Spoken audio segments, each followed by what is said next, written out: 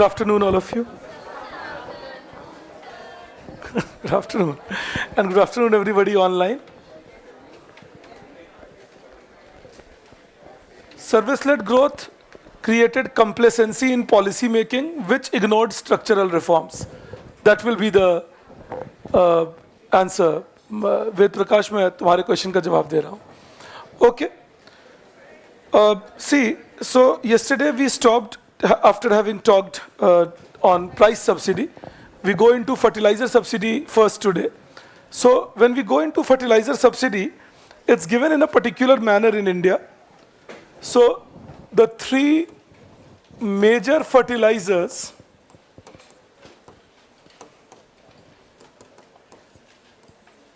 in India are urea. This is nitrogenous fertilizer, N, and phosphorus. We call it diammonium phosphate. So this is the phosphatic fertilizer, P. And then it's potassium, K. That's called muriate of potash. So these are the three major fertilizer that you would see used in India. And that's NPK ratio as we call it. Now, the subsidy on fertilizers began in India starting 1978. So in 1978, government introduced a program called retention price scheme. Understand one more thing in that. We are producing around 70% of our urea requirement, and we are producing almost 4-5% of potash requirement. Rest all is imported. So 30% of urea, almost 100% of phosphorus, and 95% of potash, we import all of it. All right. So the government fixes this scheme, retention price scheme. It's a scheme where the government says that the fertilizer company manufacturing fertilizer or importing fertilizer, either you can be a company manufacturing fertilizer or you can be a company importing fertilizer. In that case, the government says we will give you cost plus 12% of cost. Cost plus 12% of cost as assured return.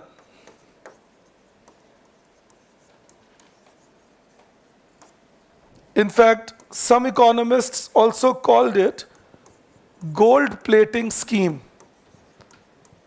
because they said that you are giving an assured return. You know, that's why the name gold plating scheme, that you are giving an assured return.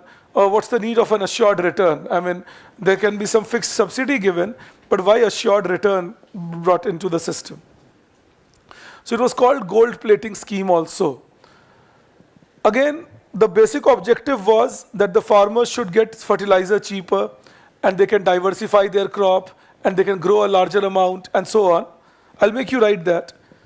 But what started happening was that a lot of fertilizer would be siphoned out in the black market. The companies would misreport their accounts. They will deliberately inflate their cost because they didn't want to lose on the extra profit they could have made by inflating the cost. So all that was happening. 1992, the government discontinued retention price scheme. All right, so 1992. So we saw that when we see challenges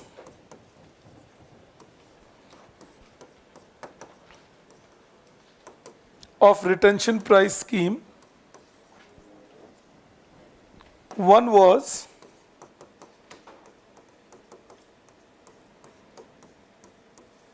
diversion of urea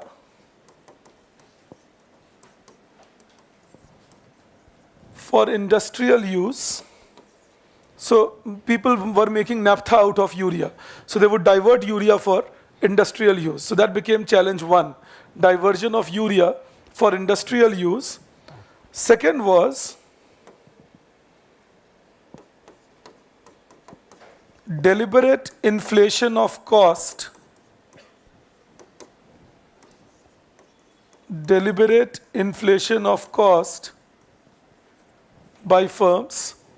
That was the second thing, that there was deliberate inflation of cost by the firms, that they would deliberately inflate the cost, report it at a higher level so that they could get more money from the government.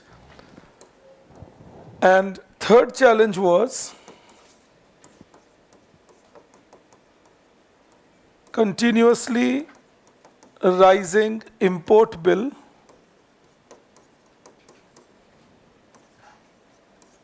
due to %12 extra returns on imported urea. In fact, many people suspected that a lot of these bills were fake also. But there was continuously rising import bill due to 12% extra returns on imported urea. And I repeat, many people also assumed or suggested that there was a problem in this scheme, that deliberately people were misreporting the numbers and they were collecting more money from the government. And then there was a fourth challenge, poor delivery mechanism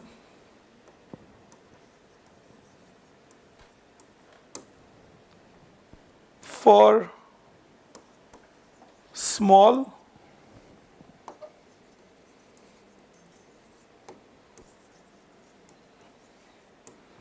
and marginal farmers.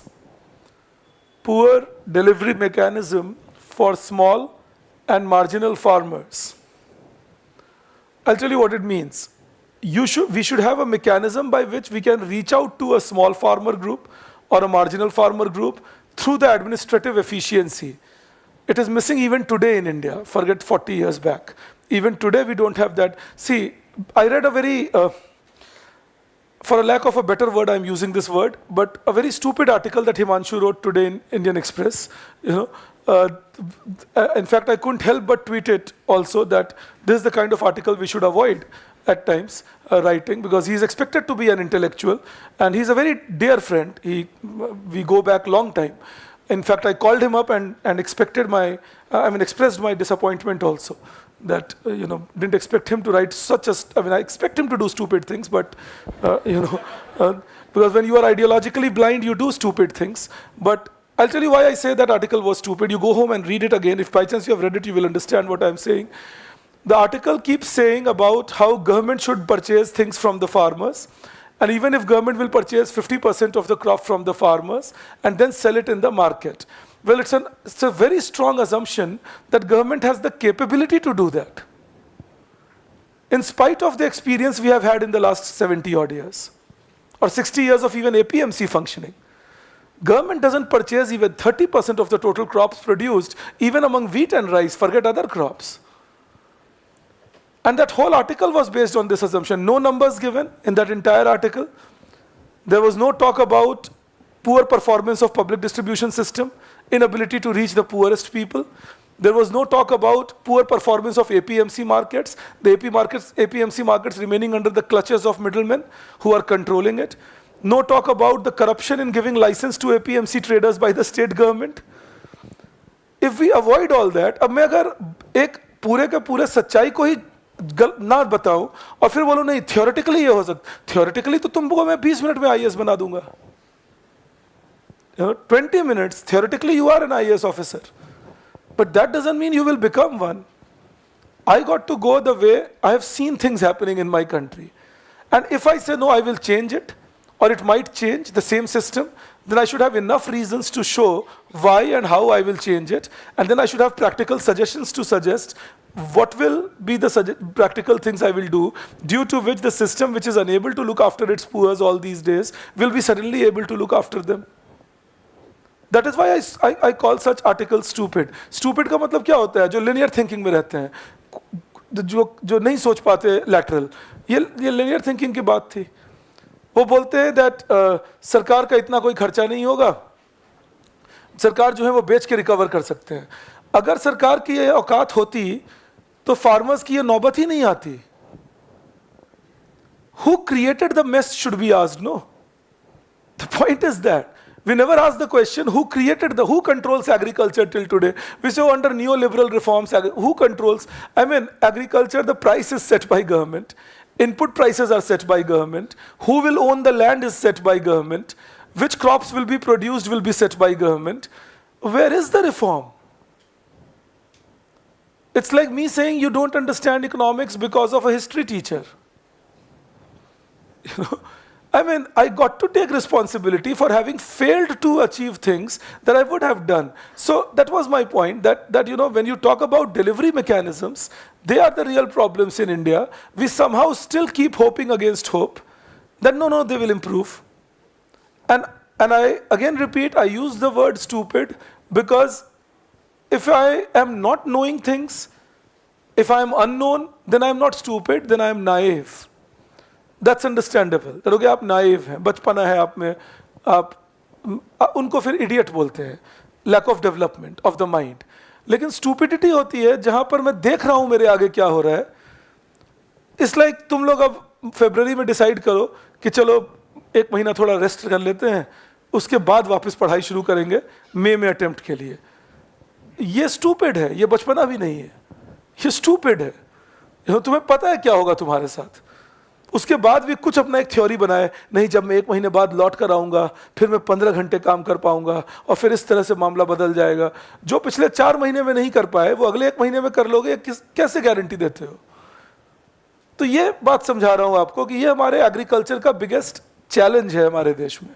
The biggest challenge of our agriculture is, for that matter our country, even industrialization, is the inability to appreciate that government or governance in our country, administration in our country lacks in expertise and lacks in proper presence to control the market. या तो हम Soviet style system में जाएं और उन्हीं की तरह एक दिन ब्रेक अपार्ट कर जाएं. ये भी एक उसकी बात हो सकती है. Soviets, Chinese, they would control the entire, okay, if you control the entire economy, if there is no private property, if it's only the communist members who will fleece the country, it's at least established who will fleece. कि भाई कौन गिद्ध हैं, कम से कम स्थापित है कि अच्छा ये गिद्ध हैं, ये गिद्ध नोचेंगे, बाकी लोग आपको छोड़ देंगे. लेकिन जब आप एक डेमोक्रेटिक सिस्टम में एडमिनिस्ट्रेशन को वीक कर देते हैं तो आपको पता भी नहीं है that who are your people who will fleece you. Because then it's about anybody who gets the chance. And that is why you need the system to be strong. And the system will remain strong when system focuses on what it does best, administration, rather than focusing on controlling the market. The bottom line I was trying to drive home was that. So this has been, और नतीजा समझ लीजिए क्या होता है, you create vested interest groups. Because remember, nothing remains in vacuum. जब आप policy vacuum create करेंगे, कोई ना कोई कुछ ना कुछ तो उसको फिल करेगा. ये आप पक्की बात रखिए. ऐसे ही तुम्हें एक एज ए कोच सलाह दे रहा हूं, इसीलिए जिस दिन तुम ब्रेक ले रहे हो उस दिन का रूटीन भी सेट कर लो कि मस्ती में क्या क्या करूंगा, क्योंकि वो वैक्यूम होगा और वैक्यूम को कुछ ना कुछ तो फिल करेगा. और किसी सब ऑप्टिमल चीज ने फिल कर दिया. If you fill your day of the break by something suboptimal, then the net result will be you would have taken a break and will feel dissatisfied the next day that, oh, I took a break, but I don't feel very happy about it. Because you didn't plan your break. That, okay, it's my break and this is what I'll do. Then you do what you planned, enjoy yourself fully, you would be fulfilled with your break. पर हम में से आधे लोग यही सोचते हैं. आप देखिएगा आपका एक रूटीन हो जाएगा. अगर आपने ब्रेक सोच रखा है किसी दिन, उस दिन आप रात तक अननेसेसरीली टेलीफोन देख लेंगे, अगले दिन सुबह अननेसेसरीली बहुत लेट उठ जाएंगे, पूरा दिन लॉइटर करते रहेंगे और रात होते होते लगेगी अरे ब्रेक भी निकल गया, कल से फिर पढ़ना पड़ेगा, अरे थकान तो अभी भी नहीं गई. थकान नहीं गई क्योंकि तुमने ब्रेक को उपयोग ही नहीं किया. ब्रेक को इस्तेमाल करो, प्लान करो, माइंड में वैक्यूम मत छोड़ो. प्लान करो, कल मेरा ब्रेक है, अच्छा आज मेरा ब्रेक है, मैं ब्रेक में क्या करूंगा. तो ब्रेक को प्लान नहीं किए तो ऐसे ही निकल गया, और जब काम पे होते हैं तो ब्रेक का सोच रहे होते हैं. कि मुझे ब्रेक मिल जाता है, एक थका हुआ लग रहा है, थोड़ा टाइम मिल जाता है, फिर हम उठपटांग डिसीजंस लेते हैं, अच्छा मैं ये टॉपिक छोड़ देता हूँ, अच्छा मैं सिलेबस का ये पार्ट छोड़ देता हूँ। इतना नॉन कवरेबल नहीं है जितना हम उसे अपने लैक ऑफ फोकस से बना देते हैं। इस वो उसका नतीजा होता है that we go on doing something day after day and then finally it becomes very huge in the end and then we feel my God what to do it। यही दिक्कत हमारे एग्रीकल्चर की है, इसीलिए मैं आपको सलाह देते हुए उधर चला गया और चाहता हूं कि तुम बचे रहो इन चीज़ों से। हमारे एग्रीकल्चर की क्या दिक्कत है? हमारे एग्रीकल्चर की दिक्कत है that for 30 odd years now everybody says invest more in it, everybody says liberalize it, train the farmers, educate the farmers, create a market space for the farmers, reduce the monopoly of APMC markets, and 30 odd years we have not taken the action on it. Why not? Arises the next question. Because of the ideological dominance of people like whom I was criticizing just now. The mind will know what is right, but the other part of the mind will keep saying, no, no, no, no, hang on, go back to the olden days. That is the trouble. Again, मैं तुम्हें UPSC preparation से analogy देता हूँ। तुम्हें पता है कि देखे हुए क्वेश्चन नहीं आएंगे, उम्मीद है अब मुझे कि तुम्हें पता है, बट तुम्हें पता होना चाहिए कि देखे हुए क्वेश्चंस नहीं आएंगे। You will have to sit down and learn the concepts to practice them. You know very well that these prelims practice tests and mains practice tests are practice tests. The final paper will be something else, some other thing. These practice tests are for the purpose of seeing the unknown and maybe increasing my knowledge base if something else can be added to it. You also know that there is no way that you can mug up everything. You will have to bring the linkages and learn things accordingly. But still a part of your brain will keep taking you back to your college days and school days about reading more or studying more in the end, about trying to mug up things like inflation data, trying to mug up things like which 22 crops have MSP. Why? Will they ever ask you? So why would you mug that up? तुम एक उसको peripherally देख लो, peripherally देख लोगे तो क्या होगा? By chance prelims में एक स्टेटमेंट आ गया, this crop has MSP on it, you will get an idea. बस उसे 2 बार देखने से आइडिया लग जाएगा कि उस पर एमएसपी था या नहीं। मैंने रीड किया था, उसको लर्न करने की जरूरत नहीं है। पर ये गलतियां हम करते हैं क्योंकि हमें 15 साल की ट्रेनिंग होती है स्कूल और कॉलेज की। ये है डिफाइंड सिलेबस, इसमें घुस जाओ बेटा, इसको रट लो, इसको अच्छे से घोंट लो, इसी को उगल देना, यही कुछ कुछ आ जाएगा। ये तो जो मैं कल भी आपसे कह रहा था, ये तो डिस्क्रिप्टिव पेपर है, मैं कुछ भी लिखूंगा मेरे नंबर आ जाएंगे, उतने ही आएंगे जितने सबके आते हैं। ऐसा कुछ नहीं होगा आपके साथ इस एग्जाम में। तो ये समझा रहा हूँ, दिस इज चेंजिंग द। एक सेकेंड रोहित, इसमें नतीजा क्या होता है? The structure starts getting weak. हाँ, आप में से कुछ लोग इस बात को समझ जाते हैं, काफी लोग समझ जाते हैं। As soon as you realise okay this is the right way to study, you start developing the right methods to study them, right track of doing things. You don't get bothered by a lesser marks in a test. You say that's okay, it's net practice. You rather analyze where did I go wrong, what did I do wrong, and you stop putting things for tomorrow because you will be wise enough to know that there is no tomorrow. It's like putting that article, अच्छा ये article 10 article है, मैं नहीं पढ़ा हूं, पढ़ूंगा, इसको store करके रख लेता हूं। कितनी बार पढ़े? कभी नहीं, टाइम ही नहीं मिला उस पर वापस जाने का। मन की तसल्ली है तो जब भी लगे ये 10 आर्टिकल हैं स्टोर करके रखता हूँ, नहीं बैठता हूँ 10 में से 5 भी पढ़ लूंगा, अभी तो 5 पढ़ तो लूंगा, और 5 पढ़ने में मेरे 1 घंटे लग जाएंगे, 1 घंटा लगा दिया मैंने आर्टिकल पे। 5 नहीं भी पढ़ पाया, 50% हिट रेट तो हुआ, rather than a theoretical 100%। One day I will come back to this article. You will not, you have seen it so many times, at least use adaptive expectation if not rational. that is my point। ये हमारी खैर ये आप लोगों पे मजाक है, और यही गलती करते हो आईएएस बनने के बाद भी, कि तुम्हें लगता है बाद में कर लूंगा, कुछ ठीक हो जाएगा सब कुछ। कैसे हो जाएगा जब तक तुम एक्शन नहीं लोगे उसको लेकर? You got to act to finish it off. ये हमारे एग्रीकल्चर का एक मेजर इशू है, that we talk a lot about agriculture, we bring a lot of control, command, restrictions, but we don't act with respect to investment facility, education facility, extension services for the farmers, upgrading their level of standard of living. The focus has to be on that. The important question is, are we wise enough to actually act on it? That is a big question, no doubt. That are we wise enough? That is a very big question to ask on that. Yes, yes. Rohit.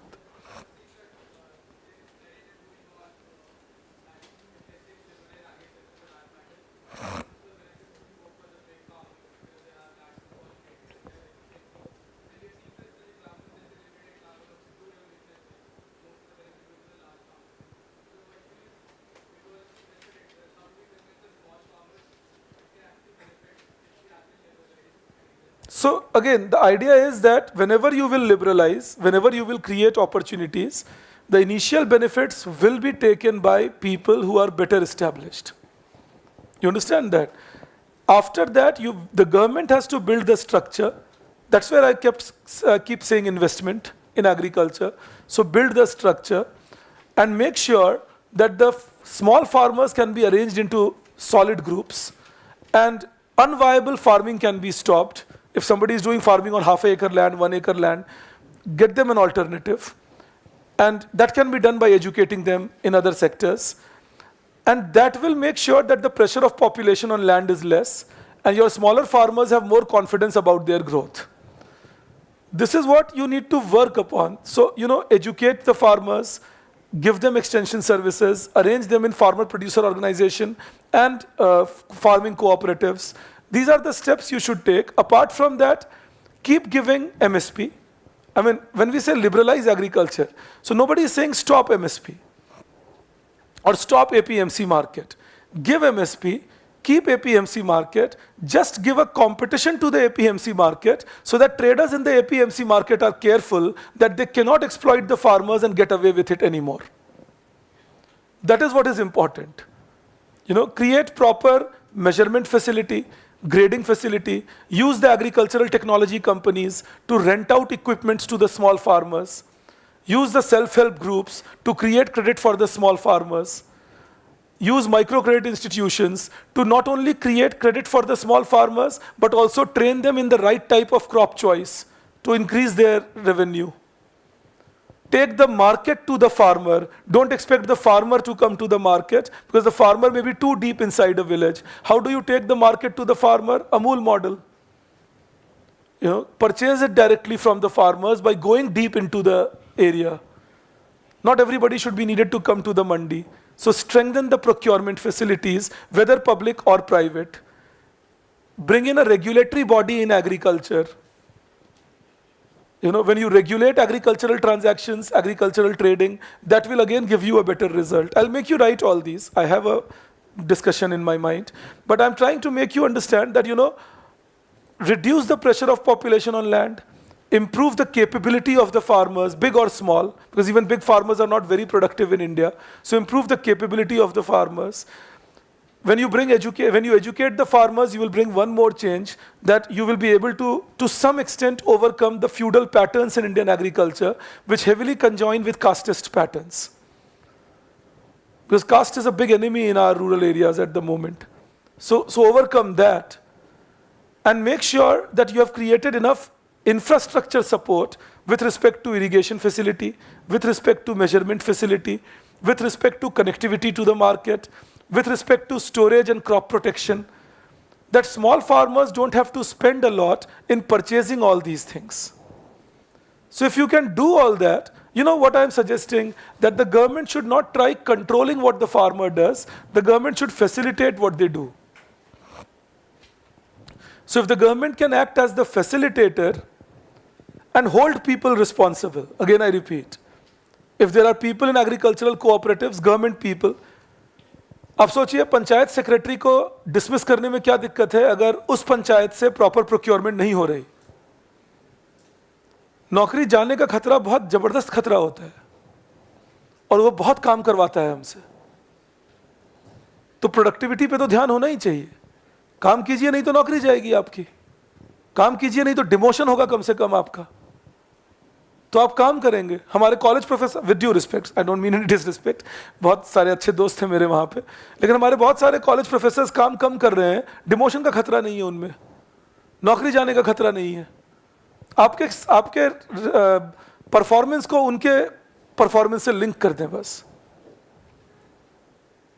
जैसे coaching में हो जाता है, जो आप करेंगे उससे मैं लिंक्ड हूँ, मुझे रात को सपने आएंगे कि तुमने कुछ किया या नहीं, आते हैं।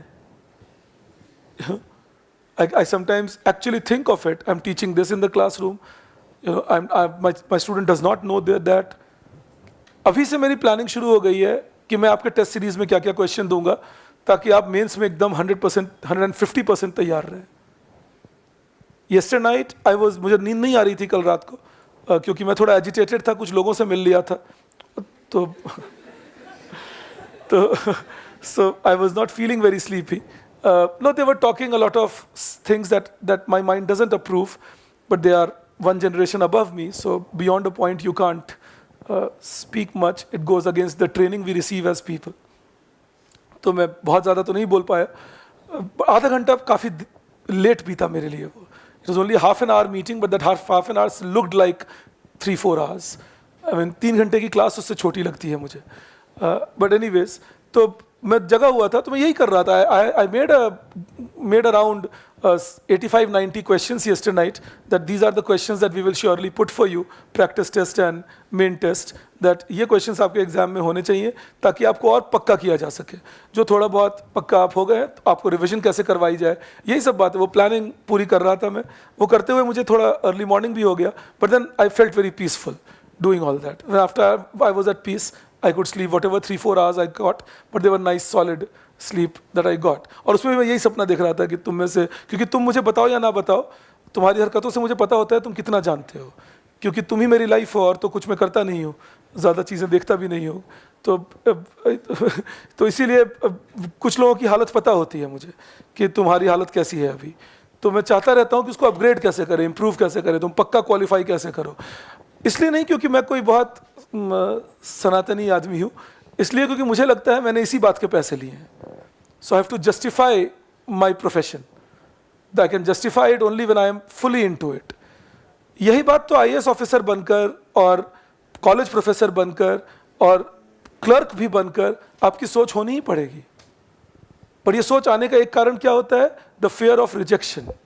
I will be rejected by somebody or people, that is, or my work, if I am not up to the mark. आप में से कुछ लोग अभी वैसे पढ़ रहे होंगे जैसे लाइफ में नहीं पढ़े होंगे पहले, क्योंकि आपको फियर ऑफ रिजेक्शन दिख रहा है, क्वालिफाई नहीं कर सकता हूं मैं. तो वो तो पॉजिटिव ही काम कर रहा है आपके साथ, पढ़वा रहा है आपको. यही आप थे जो कॉलेज में कुछ और ही होता था. वही कर्मा लौट के आ रहे. कभी ना कभी तो पढ़ना ही पड़ेगा. मेरी मदर भी मुझे बोलती थी हमेशा, when she would see me reading late at night, she would always say, इसीलिए बेटा बोलती थी स्कूल में पढ़ ले. But jokes apart, that's the point, that you know, unless we don't put that fear also, it will be trouble. So focus on upliftment, and it has to be holistic, social, economic, as well as political power. We have given democratic power to people, universal adult franchisee is there, but the real political power in terms of having a voice, in terms of actually being able to express myself, in terms of having protection from exploitation by the rich in the village, is not present in many villages in India. You know, they don't have a voice. They don't have an expression. The poor in our villages, small farmers, the marginal farmers, they don't have the protection. बड़े किसान जो हैं वो मुंडी मरोड़ दें, उनको बचाने वाला कोई खास नहीं है कोई. एक दिन कोई बटेदारी कर रहे हैं जिसको हम शेयर क्रॉपिंग कहते हैं, अगले दिन बोल दें तुम्हें निकाल दिया भाई. उनको बचाने वाले ज़्यादा लोग नहीं हैं. फिर ये एम्पावरमेंट देना ज़रूरी है, और ये एम्पावरमेंट तभी आएगा, again I repeat, this will come only when we strengthen them through investment in human capital and investment in physical capital, along with marketing development, opportunities being created, and alternative to farming. Alternative to farming, like create on-farming alternatives like poultry or dairy and so on. Create off-farming alternatives, like maybe you can train some people to become masons. Even the very illiterate ones I am talking. जो आज 30 साल के हो गए हैं, बिल्कुल पढ़े लिखे नहीं हैं, उनको आप कुछ और नहीं ज़्यादा बना सकते, राजमिस्त्री तो बना सकते हैं. So train them to be a mason. In that case, at least they will be able to earn better than what they are earning today. Train them to be a cook. Train them to be a driver. तो जो 3,000, 4,000, 5,000 रुपए की salary है, वो 10,000, 12,000, 15,000 रुपए बन जाएगी.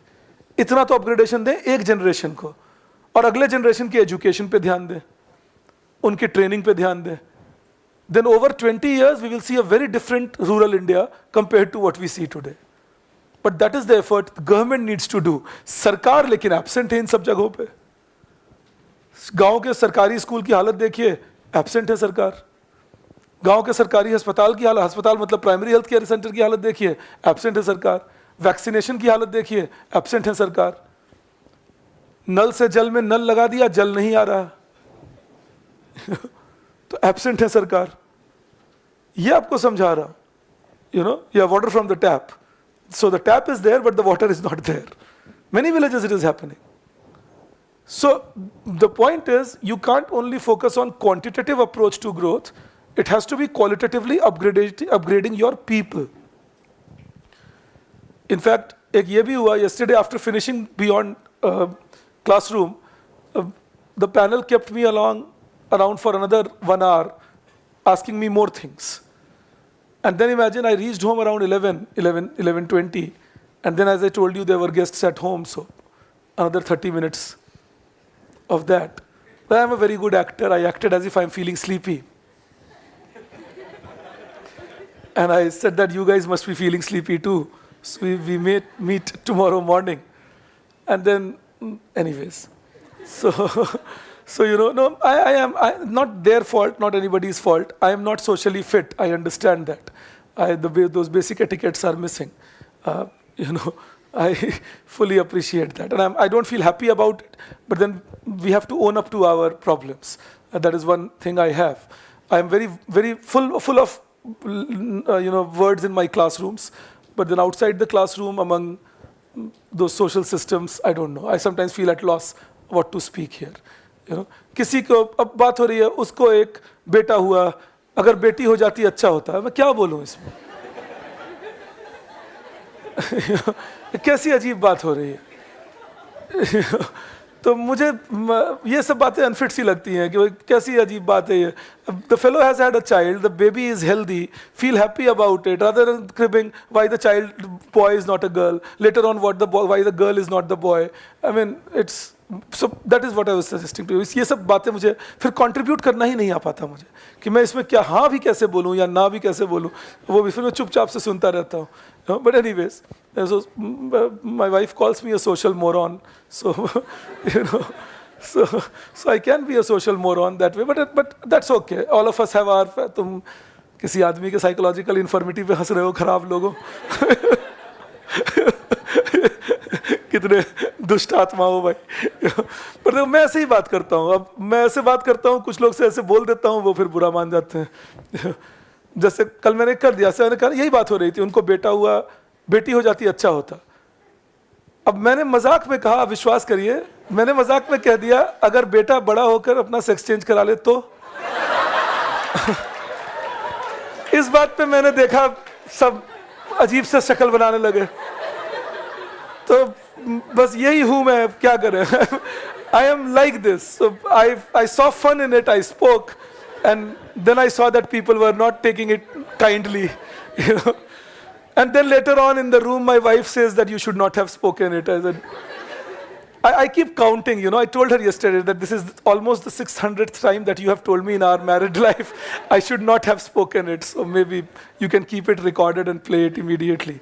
So that way it will be better. But that is the point. I mean, ये कैसी अजीब बातें करते हैं हम लोग. You know, ये मैं कह रहा हूँ आपसे. We should rather be happy that the kids are healthy, the mother is healthy, they are doing well for themselves. ये खुश होने की बात है. इस पे जो एक दुख खोज के लाएंगे, ये क्यों नहीं हो गया. You know? तो ये आपको बस मेरा ये कह रहा था आपसे. Just explaining myself to you. But anyway, sorry for the digression there. Coming back to my point. So now, when it comes to, I take you back to the fertilizer subsidy aspect. So when it came to reforms, and अब सुन लो कहानी, फिर मैं आपको लिखवा देता हूँ. 2 minute रुक जाना. तो fertilizer subsidy के हमने reform किया. हमने क्या किया? In 1991, we said that we will do away with retention price scheme, which we did. We removed the retention price scheme, and we said we will introduce nutrition-based subsidy scheme. So no RPS anymore, and there will be NBS, nutrition-based subsidy scheme, for all the fertilizers. So what was this nutrition-based subsidy scheme? We will make sacks of nutrition, of fertilizer. Those sacks will be a mix. They will be a mix of urea, DAP, MOP, sulfur, calcium, iron, all these will be mixed in different proportions. So some sacks can have more proportion of urea, some sack can have more proportion of sulfur, like that. And accordingly, we will sell these sacks. And based on the nutrient capacity of the sack, subsidy will be given. I hope I'm reaching you on that. That whatever is the nutrient capacity of the sack, based on that, subsidy will be declared by the government. You take the subsidy, go ahead. And this subsidy will be market linked. कि अगर market में price ऊपर गया तो हम subsidy बढ़ा देंगे और अगर मार्केट में प्राइस नीचे आया तो हम सब्सिडी कम कर देंगे. So it will be a market linked subsidy. All right. Immediately there was huge protest. People were on the street, mainly fighting for urea. That okay, maybe you can bring DAP and MOP under nutrient based subsidy, but we won't allow you to bring urea under nutrition based subsidy. As usual, the government gave in. They said, okay, we'll not do that. So urea was not brought under nutrition-based subsidy. DAP and MOP were brought under nutrition-based subsidy. But then what did it do? The price of DAP and MOP became slightly better rationalized because now there was some market connection, but urea price remained very low. And that resulted in excessive use of urea with ignoring DAP and MOP. So DAP and MOP would be ignored and more urea will be used. Ideally, the NPK ratio should be 4:2:1. In India, it has become 13:3:1. Very distorted. I'll make you write all this also. So what happens here? Understand that. What happens here now is that in 2015, Economic Survey writes an article where they say that, in fact, a chapter where they say that, 2016, I'm sorry, where they say that we are giving 75,000 crore rupees subsidy on fertilizer, out of which 40%, 40, does not reach agriculture. So where does it go if it doesn't reach agriculture? Either it is smuggled out through Bhutan, Bangladesh, Nepal, or it is taken to the industries to be used for making gas out of urea. So government took some steps, like one was they used, in fact, they also said, Economic Survey also said that out of the rest 60% that goes to agriculture, another 80% does not go to small and marginal farmers. It remains still rich and middle farmers. So only 12% of total fertilizer subsidy goes to the small and marginal farmers as suggested by Economic Survey then. And they said that therefore we should control fertilizer subsidy, we should reduce fertilizer subsidy, and we should compensate the farmers through other means. The government took action in 2017 budget, 18 budget. The fertilizer subsidy was brought down to 48,000 crore from 75,000 crore. But then elections came. And in election year, you don't take a risk. So they again increased the fertilizer subsidy to 1 lakh crore. Then COVID pandemic happened. They wanted to be more pro-farmer, at least look like that. And in between, the farm laws had been passed. And a lot of controversy was there that the government is anti-farmer. So again, they increased fertilizer subsidy to 1,40,000 crore in 2020. And then after COVID pandemic, after 2021, the Russia-Ukraine war happens. And due to the war, fertilizers become actually costly. And in 2022-23, we pay a subsidy of 2,25,000 crore on fertilizer. I'm laughing because we saw what Economic Survey wrote, and then in the next 5-7 years average, we did exactly opposite. विजरत से चोरी हो रहा है, होने दो, कोई बात नहीं, हमें लेकिन खर्चा बढ़ाते रहना है. Small farmer तक पहुंचे या ना पहुंचे पता नहीं, but we will keep spending more. What does that huge fertilizer, even this year the budgeted amount is 1,75,000 crore. It can be higher, that can be expected. Why do we object to it? What is the challenge? The real challenges are, apart from what I told you, like siphoning out, smuggled out, the real challenges are overuse of fertilizer resulting in soil degradation, ecological degradation, excessive use of water, overuse of fertilizer resulting in cancerous growth because of chemical fertilizers being used, overuse of fertilizer hurting crop diversification because people grow rice and wheat in areas where they are not conducive, but there is open procurement, so everybody tries growing them. So these are the major challenges we see. And then our farmers remain poor in spite of this heavy subsidy we are giving. I mean think about it, 1,75,000। जब भी कोई कहे ना कि सरकार किसान विरोधी है, आप कहिए सरकार का मुझे नहीं पता, लेकिन बजट का पता है।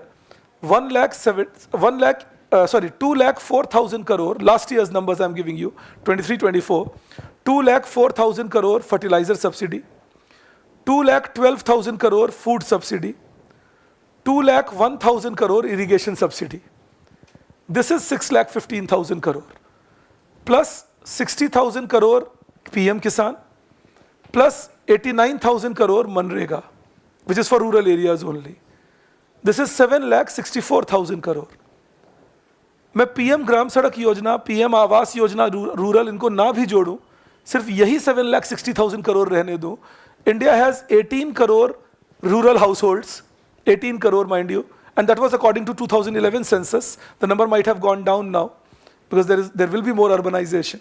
But even if we believe 18 crore rural households, we can give these people almost 42,000 rupees per annum by combining all this subsidy.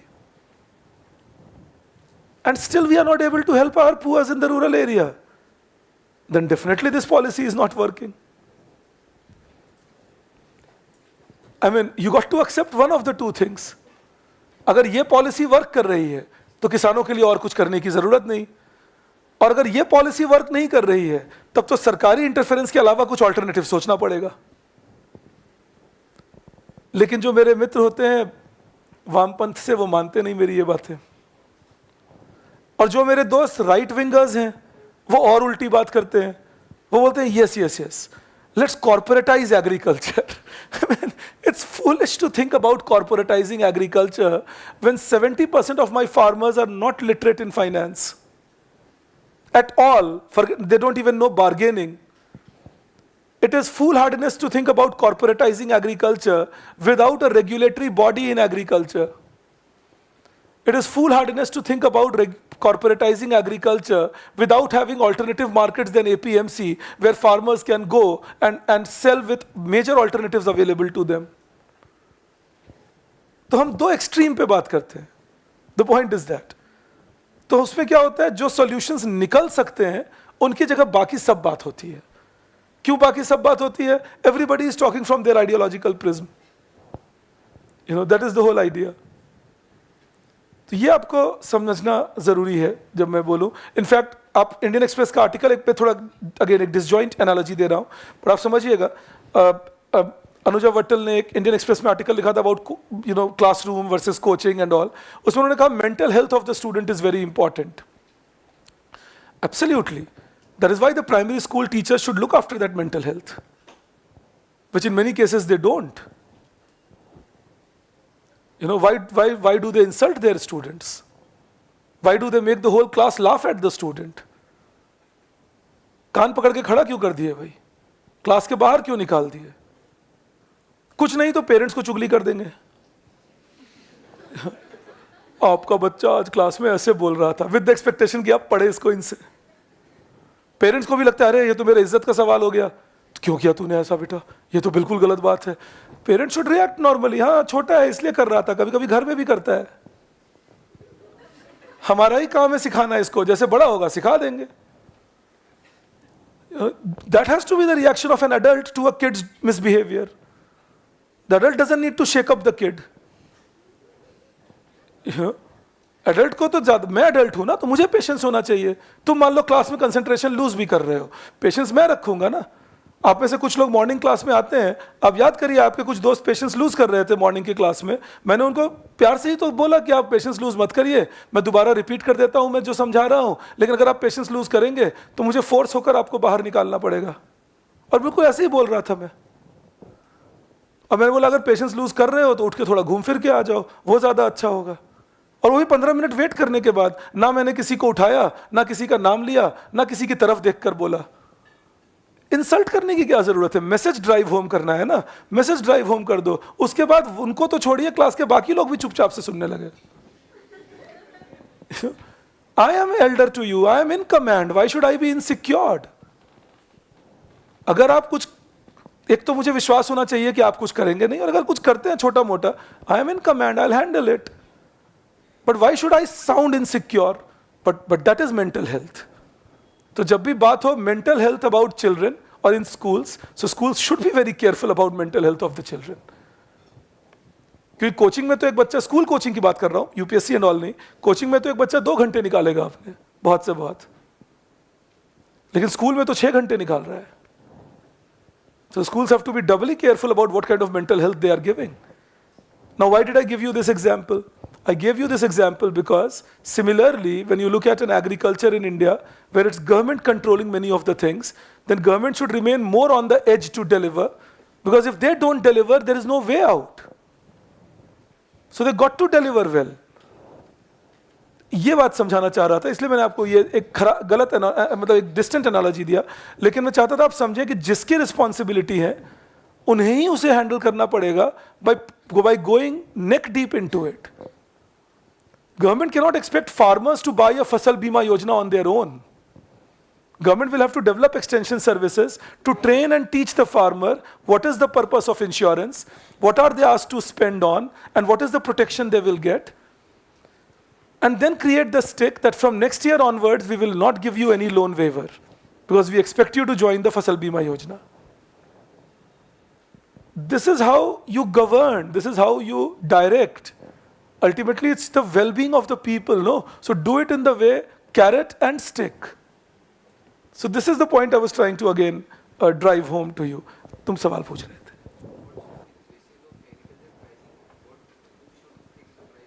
The market. In any case, the market fixes the price, and the government can fix a lower limit to it. MSP. If nobody buys from you, we will buy it. So MSP should be only when the farmer is in a distress, no? अच्छा छोड़ो वो बात, एक बात बताओ, तुमने lunch किया आज? नहीं, सब कुछ समझाऊंगा, किया? सभी लोग सुनना मेरी बात, आप सभी को समझा रहा हूं. तो जिन्होंने भी लंच किया, मान लो तुमने लंच किया, अब तुम आए और मैं तुमसे बोलूं कैसे हो? सर ठीक हूं. खाना खाओगे? नहीं सर खा के आया हूं. अरे बैठो यार, अब मैं तुम्हें खिलाया जा रहा हूं. I am making you eat, you are filled but I am making you eat, you don't want it. On the other hand कोई आपके दोस्त है जिनको लंच मिल ही नहीं रहा, एग्जाम्पल दे रहा हूं जानवी, ठीक है, आपके कोई दोस्त है जिनको लंच मिल ही नहीं रहा, उनको इग्नोर कर दूं लेकिन तुम्हें और खिलाता जाऊं.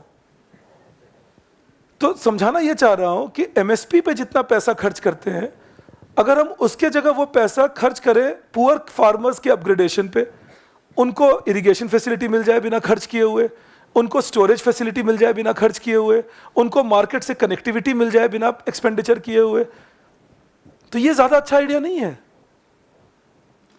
यही समझा रहा हूं, मान नहीं रहे आपके सीनियर लोग. तो यही बात है, यही मैं आपको समझा रहा हूं कि आप फोकस वहां रखिए जिनको सच में भूख लगी है, उनको और मत ठुसाइए जो पहले से डायबिटीज के शिकार हैं. आप उनको भी मार रहे, वो राइस व्हीट छोड़ के और कुछ प्रोड्यूस करने को तैयार नहीं. आई am talking about the rich farmers of Punjab. और जो गरीब हैं उनको भी मार रहे हैं क्योंकि उनको कोई सपोर्ट नहीं मिल रहा. तो ये बात समझना जरूरी है. Nobody needs to fix the price. You have a market, let the market fix the price, let there be APMC for procurement, and let the farmer get an MSP if the market is in a distress. That is the whole idea, always to focus upon, create better post-harvesting infrastructure, create pre-harvesting support to the farmer.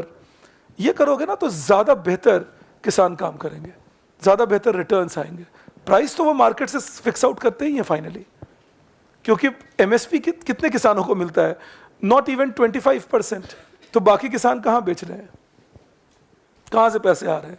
जो छोटा किसान है उसके पास तो marketable surplus ही नहीं है, वो तो खुद ही net buyer of the food है कि वो गेहूं उगाता है, लोकल मंडी में बेचता है, एमएसपी नहीं मिलता उसे, फिर जो मिलता है फिर किसी और के खेत पे काम करता है लैंडलेस लेबर बनकर, जो भी पैसा थोड़ा बहुत मिलता है, the fellow uses that money to buy pulses, buy rice, buy other things for his family.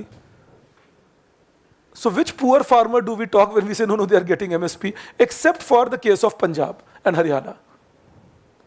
So we got to wake up to these. I mean, smell the coffee now at least. People are smelling other things, no? So in that case it's a problem part. Anyways, let's see this now. You write it down. Yes. Yeah, so when urea was not brought under nutrition-based subsidy, every year they would announce a subsidy, and accordingly the money will be given in urea. So yes, separately, and there will be a lot of subsidy given on urea. I'm taking you in that story now.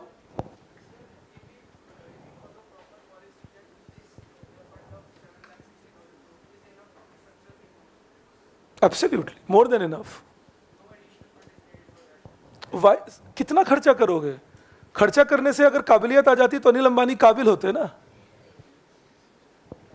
हमेशा समझिए ये बात. खर्चा सही तरह से करने पे काबिलियत आती है. It's not about expenditure. It's about how you make that expenditure which makes you efficient.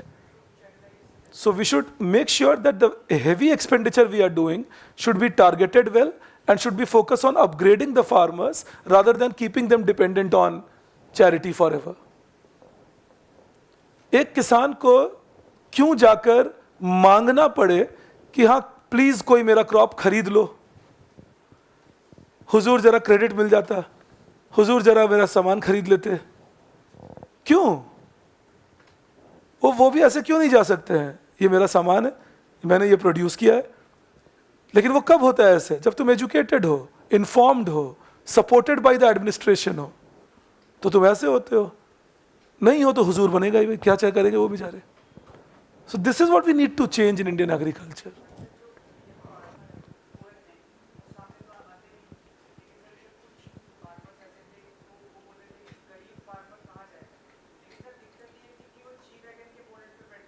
नहीं, वही कह रहा हूं तुम्हें कि जो गरीब फार्मर वैगन पे बैठते हैं, या देखो गरीब फार्मर के बात क्यों लेकिन होती है, समझना मेरी बात. इसलिए होती है because the policy is failing the poor farmer also. No, so the poor farmer is already scared कि जो मेरे पास है वो भी मुझे नहीं मिलेगा अगर ये पॉलिसी बदल गई तो. यही डर जो बड़े किसान है वो छोटे किसान में डालते हैं, तो छोटे किसान उनका सपोर्ट करते हैं कि हाँ मैं बदलाव नहीं होने दूंगा.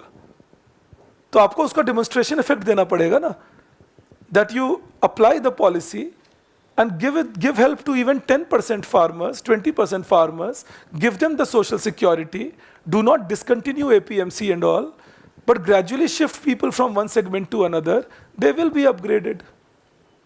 Upgradation कभी भी shortcut में नहीं होता. It's always a long term venture. Wait for, जो मैंने example दिया तुम्हें, 2 generation की बात है, मतलब 1.5 generation की. You will upgrade, provided you invest in people. And the infrastructure, and then let the system look for itself. Yeah?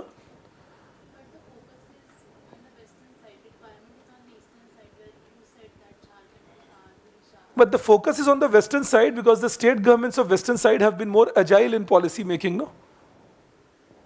So the state governments of eastern side have to be agile in making policy, implementing it, creating an APMC market, establishing it, procuring from the farmers. No, they talk about it, but again the demand has to come from everybody, including the people. If we believe people like Tejasvi Yadav are a hero because we think they are our last chance to stop the party we dislike, then it's like jumping from the frying pan into the fire. कुछ लोग तेजस्वी यादव जी को इसीलिए hero मान रहे हैं. उन्होंने कुछ काबिलियत साबित नहीं की अभी तक. 9th पास कर नहीं पाए, एज डिप्टी चीफ मिनिस्टर कोई मेजर कोई धमाका नहीं कर दिया, ग्रास रूट के लीडर हैं नहीं. लालू जी तो कम से कम ग्रास रूट के लीडर थे, और इतनी इज्जत तो उनको देनी ही पड़ेगी सबको, that he came up from the grass root and he knew the grass root. Tejashwi Yadav doesn't even know that. तो जब और मैं खुद बिहार में ही जन्मा हूं, वहीं पला बढ़ा हूं, तो मैं आपको बताता हूं एक राज्य के लोग अगर उस बेसिस पे निर्णय करेंगे तो वो राज्य तो बैकवर्ड रहेगा. तो लोगों को बात करनी पड़ेगी. अगर मुझे ग्रोथ चाहिए तो मुझे बात करनी पड़ेगी ना. मेरी जगह कोई बाहर से आके थोड़ी बात करेंगे कि इनको ग्रोथ दे दो भाई. तो लोग कैसे बात करेंगे? फिर वही कह रहा हूं, if the correct training and education reaches the people, the bottom line always is that invest in your people and people will then demand. And if since I talked Bihar, if I look at Bihar 30 years ago and I look at Bihar today, it's doing much better than what it did 30 years ago in all spheres. But since if one state's intercept is this and other state's intercept is this, even if this state is going this way and this state is going this way, it will look relatively richer.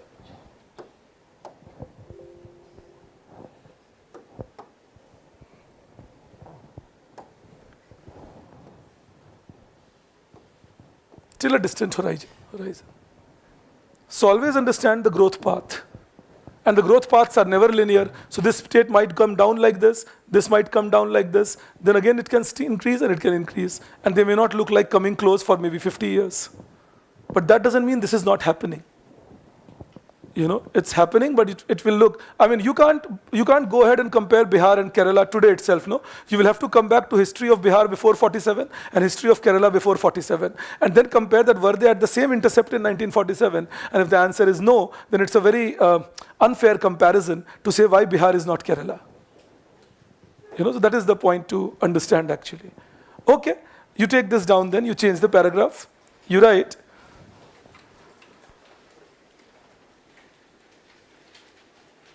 in 1992,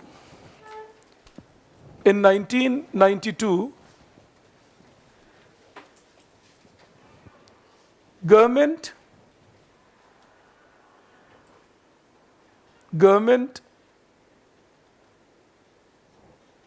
introduced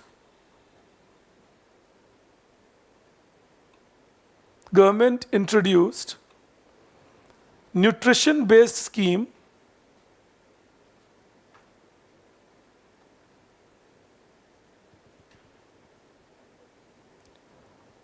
for all fertilizers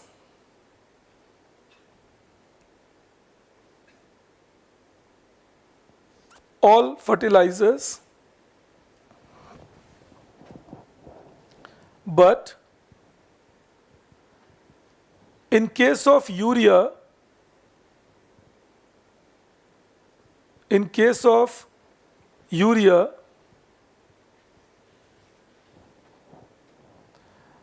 the government declared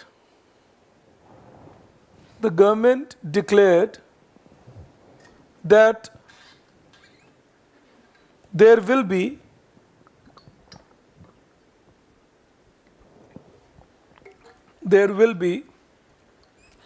annual declaration of subsidy,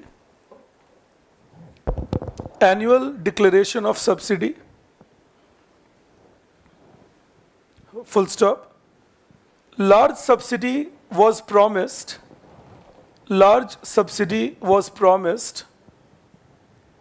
on a regular basis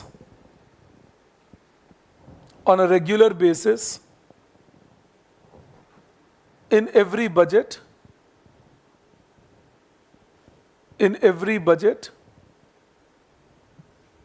which led to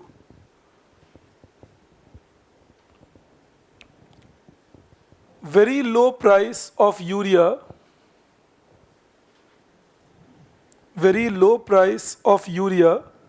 in the market.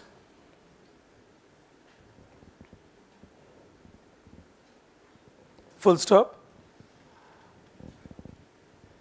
In case of DAP and MOP,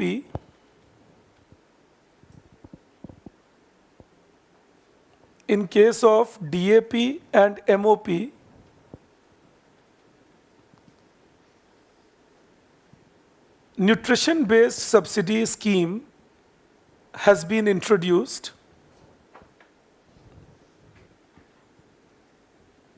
Nutrition-based subsidy scheme has been introduced, under which sacks of fertilizer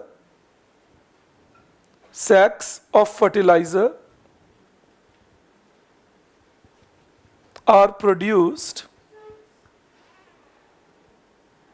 with different compositions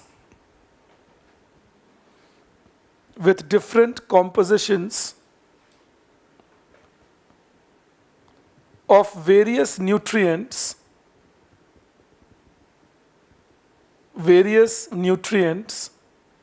like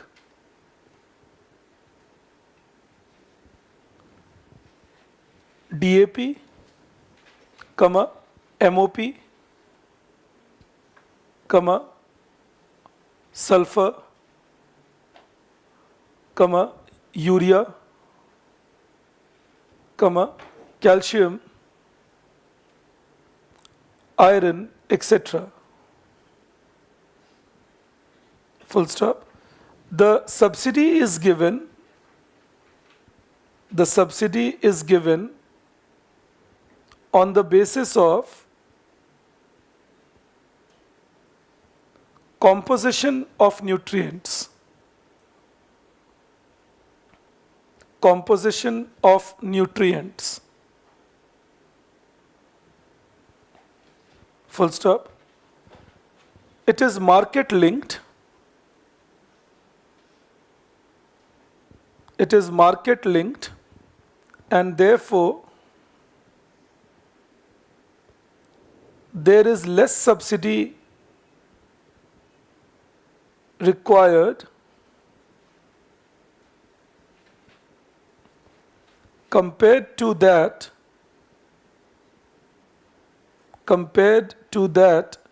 in case of urea. Change the paragraph again. And you write within that objectives of fertilizer subsidy. Objectives of fertilizer subsidy.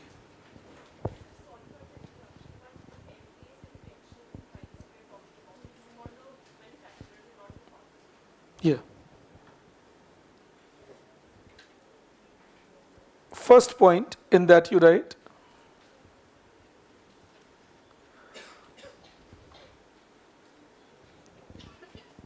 to assure cheaper cost of input, to assure cheaper cost of input for the farmers. Second, to promote and encourage crop diversification,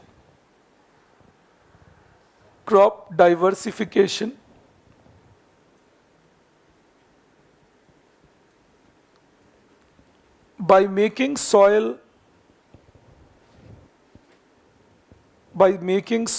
more conducive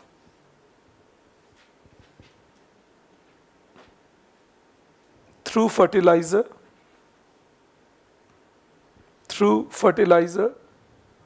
to grow high value crops.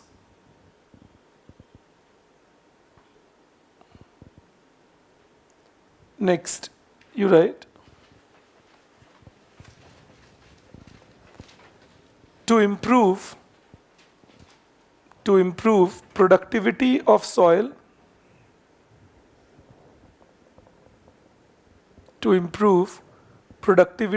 soil, which can improve income,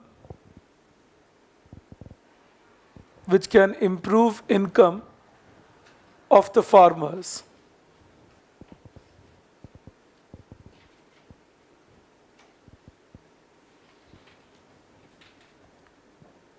And one more you write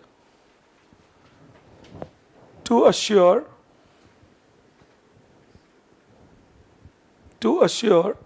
that there is no shortage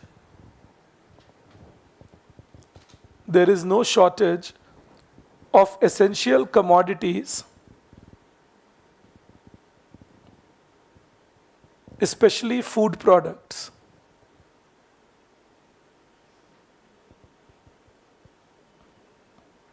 Then you write challenges of fertilizer subsidy.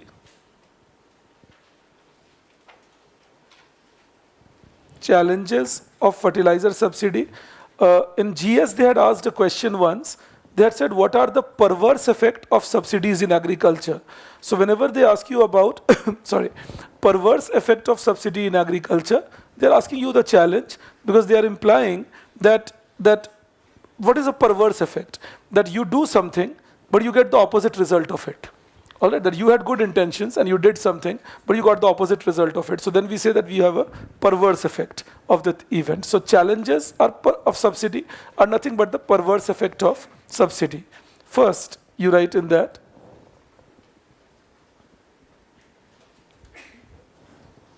it has resulted in it has resulted in large burden on government budget, large burden on government budget. In a bracket you write more than 5 lakh crore rupees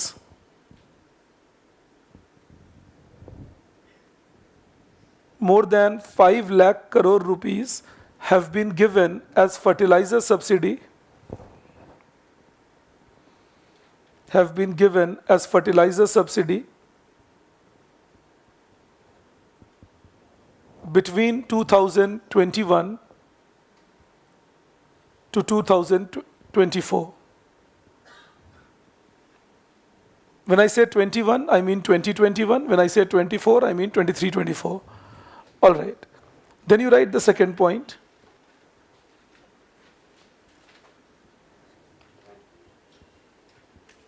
The economic survey has reported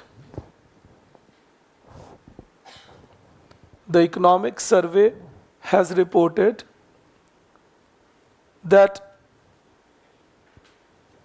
large amount of fertilizer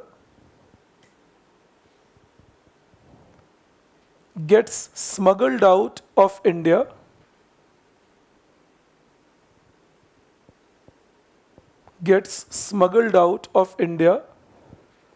and does not reach the farmers.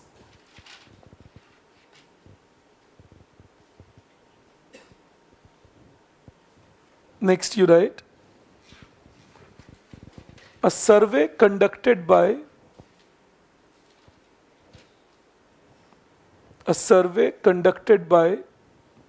Ministry of Agriculture reported that more than 75% of subsidized agriculture is consumed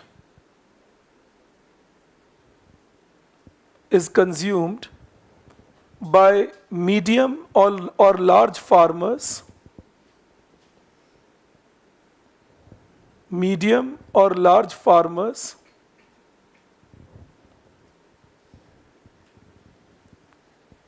and not by small and marginal farmers.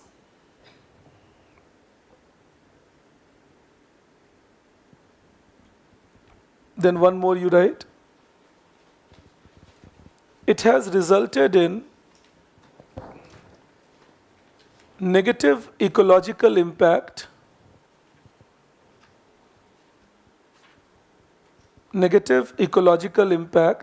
reflected in salination. I can believe we understand that. Salination, that more salty composition of the soil which leads to its degradation. So salination, topsoil erosion, and reduction in water table. Because the more fertilizer we use, the more water we use to make it soluble. So that results in excessive use of water also. Next you write, next point. It has discouraged crop diversification.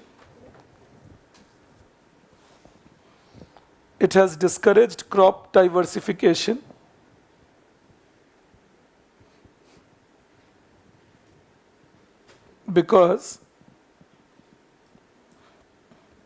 due to fertilizer support,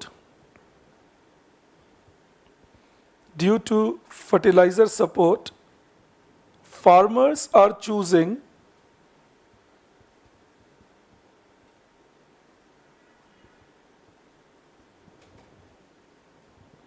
crops like wheat and rice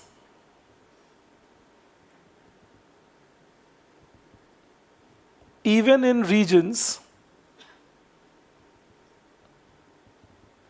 with unfavorable agroclimatic conditions, even in regions with unfavorable agroclimatic conditions.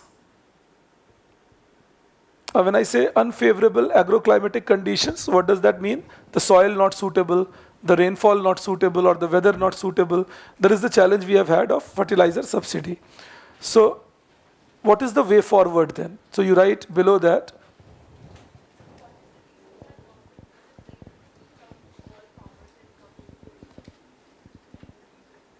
poor administrative capacity. You don't have the capacity to reach out to them because there are so many people and the administration's capacity is so less. Combined with apathy, combined with a quantitative approach. The approach is only to solve the quantity. Yes, so that doesn't give you result. तुम दो बार NCERT पढ़ लो बिना उसको समझे हुए तो भी तुम पास नहीं करोगे इस एग्जाम को, बट तसल्ली के लिए बोल देंगे कि 2 बार पढ़ लिया. That's quantitative approach. You understand that? हम गलती क्या करते हैं, मतलब हर चीज़ का एक एग्जाम्पल देता हूँ जो हम लोग रियल लाइफ में कर रहे हैं एज स्टूडेंट्स भी. हम सारे कोचिंग के इकट्ठा करते हैं मटेरियल अपने पास. That's poor capacity. We are trying to reach out to things that we will never. We are creating undue pressure on us. उन सबको इकट्ठा करके उनको निकालो, अपने मटेरियल चूज करो जो तुम पढ़ोगे. पर तसल्ली के लिए हम क्या करते हैं, अगेन उसी को मैं कहता हूँ quantitative approach again and focused on just showing that I am doing things that मेरे पास भरा होना चाहिए सब कुछ. भले ही मुझे पता है मैं इसको नहीं पढ़ पाऊंगा, लेकिन तसल्ली कर ली, ले आए सबके पास से सब कुछ. पर ये रियलाइज नहीं किया कि वो सब कॉन्शियसली प्रेशर डालता है. और जब मैं कहता हूँ poor administrative capacity, that implies that I don't even have a proper block office today and I think I will look after all farmers in each village. That's not a possibility. Okay, then you take नहीं, urea भी होगा उसमें. कुछ mixtures ऐसे होंगे जिनमें urea भी होगा. No, so there are sacks of urea are sold separately and apart from that urea is mixed in NBS also, क्योंकि यूरिया तो तुम्हें चाहिए ही ना वैसे भी. एक और मैं चैलेंज आपको लिखवाना भूल गया, वो ऐड कर लो पहले. Just missed on that. You right it has distorted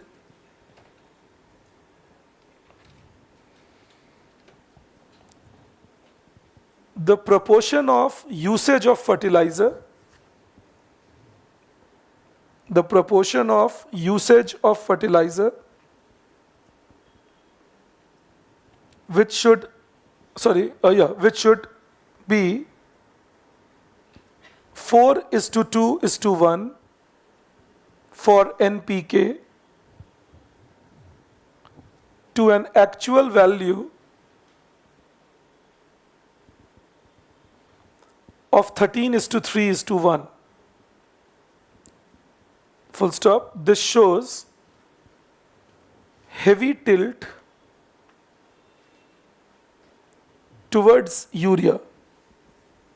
So remember, urea is a requirement in many places, but many farmers, because it is very cheap, use it extensively. That is the challenge we have. Yes.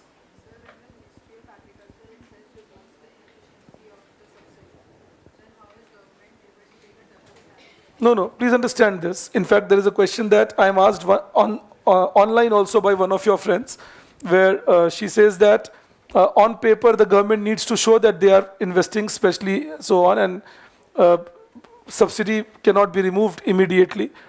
So because they cannot explain to the farmers that they are not receiving the benefits. The challenge is that government is not one body. Government is made up of several people. So there can be a report by Ministry of Agriculture suggesting this has not been done.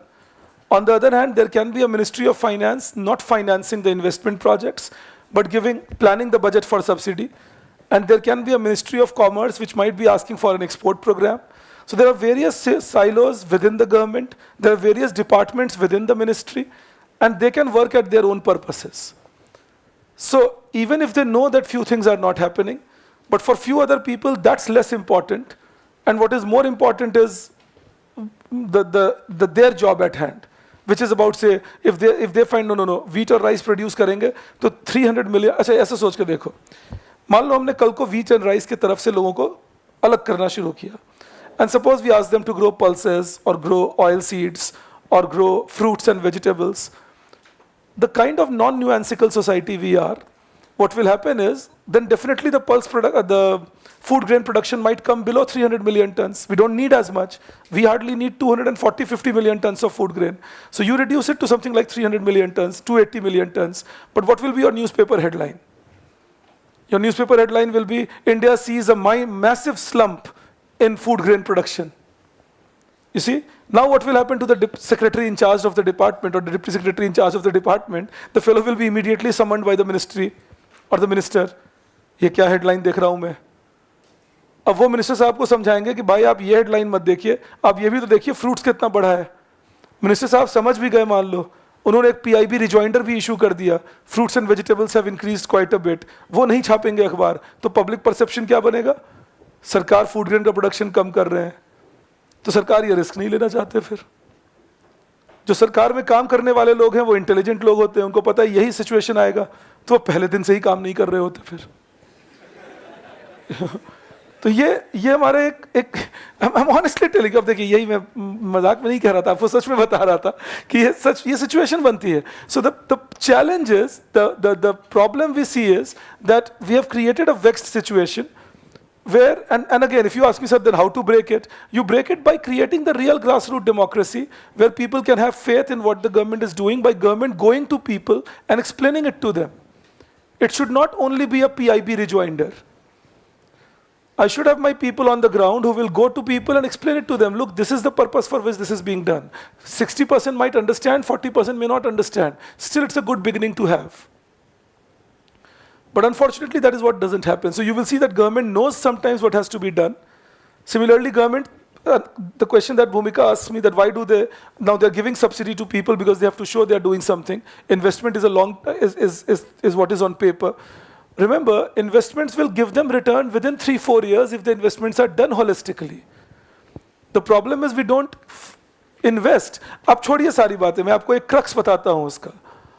How many people, अब सोच के देखिएगा ये बात कभी दिमाग में, how many people who are better educated, living in urban areas, English speaking, have even basic tenet of real respect for people who are illiterate, living in rural area and are poor?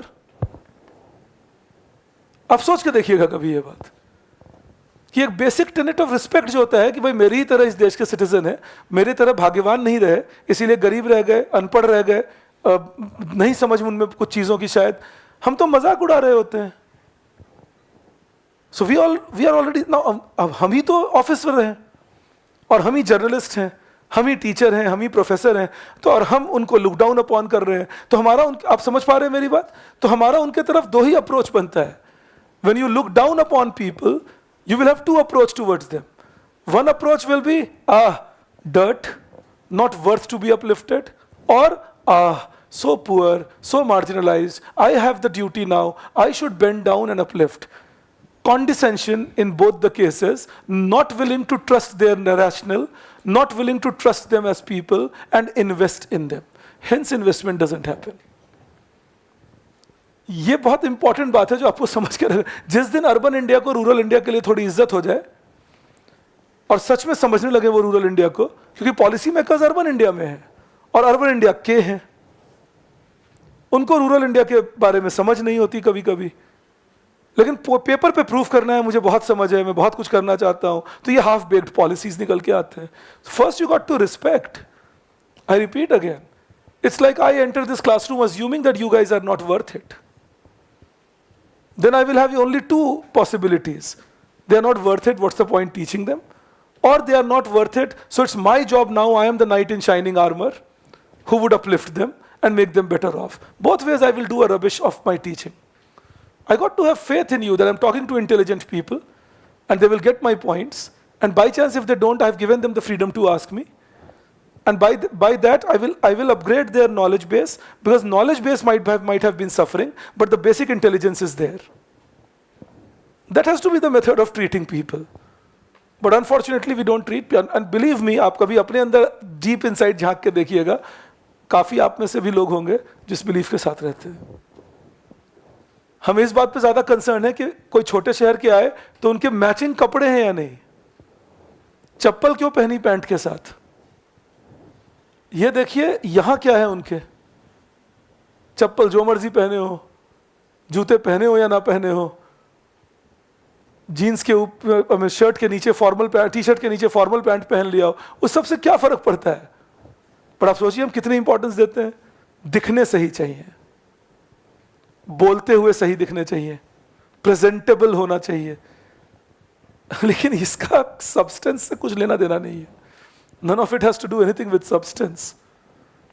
So that is my limited point to you. जो तुम मुझे, जब तुम सब लोग ये बात पूछते हो, जनरली मैं ये बात नहीं बोलता हूं बिकॉज बताने की जरूरत नहीं है ये बात, but this has been my observation about urban India and rural India difference, where people in urban India, people in leadership, people in bureaucracy, internally they would look down upon the poors. Now when you look down upon, I repeat my point, you either try ignoring them or you try uplifting them through your methods rather than their methods synchronized. आपको एक easy analogy दे देता हूँ। कभी कभी हमारे parents से difference क्यों होता है, क्योंकि हम बड़े हो जाते हैं और उनको नहीं पता चलता कि हम बड़े हो गए हैं, तो वो अपनी तरह से हमें सुधारना चाहते हैं और हम अपनी तरह से सुधारना चाहते हैं। We want to do things our way, so we tell them, look, I have decided I will study like this, and they want it their way because they don't realize that I am adult now. तो again उनके लिए मैं क्या हूं, वो छोटा बच्चा क्या होता है, या तो मैं कहूंगा मूर्ख है, इसको समझाना बेकार, या मैं कहूंगा मूर्ख है, मैं ही तो समझा सकता हूं, लेकिन दोनों केस में मूर्ख है। तो ये सुधार अगर हम कर लें सोच में, if we can improve that thought process of urban and powerful India, then the rural India and the downtrodden India will be doing much better. That give them that basic respect that they are human beings, they will have a rationality, they may be less informed than us at times, that also not always. We may be less informed than them about their local standing. क्योंकि जब मैं गांव गया ही नहीं तो मुझे कैसे पता कि गांव की दिक्कतें क्या हैं, तो या तो जाके रहूं वहां तब पता चलेगा क्या दिक्कतें हैं, बट मैं यहां शहर में बैठ के फाइल पास कर रहा हूं। सो ये आपको समझा रहा हूं, once we start understanding this gap, believe me, a lot of things will get improved in our system, a lot of things. So I hope I could reach you on this. This is normally something that in a classroom I refrain from going into. All right. Yes.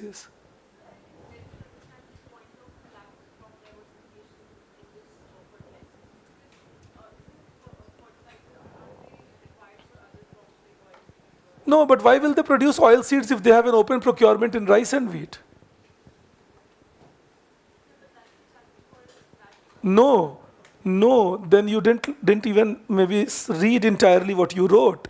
You wrote that therefore they choose to grow wheat and rice in regions which are not conducive to grow wheat and rice.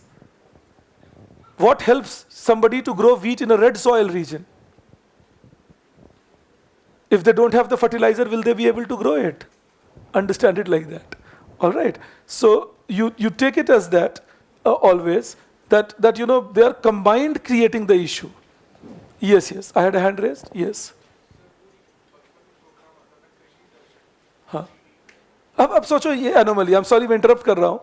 हम तुम्हारे बचपन छोड़ो, मेरे बचपन में भी programme आता था कृषि दर्शन डीडी पे, उस देश में जहां 90% किसान के पास टीवी ही नहीं है। ये सोच के देखो क्या एनोमली है। समझ रहे हो ये मजाक? क्योंकि विक्रम साराभाई को सैटेलाइट चलाने के लिए कन्विंस करना था मिनिस्ट्री को कि पैसा चाहिए।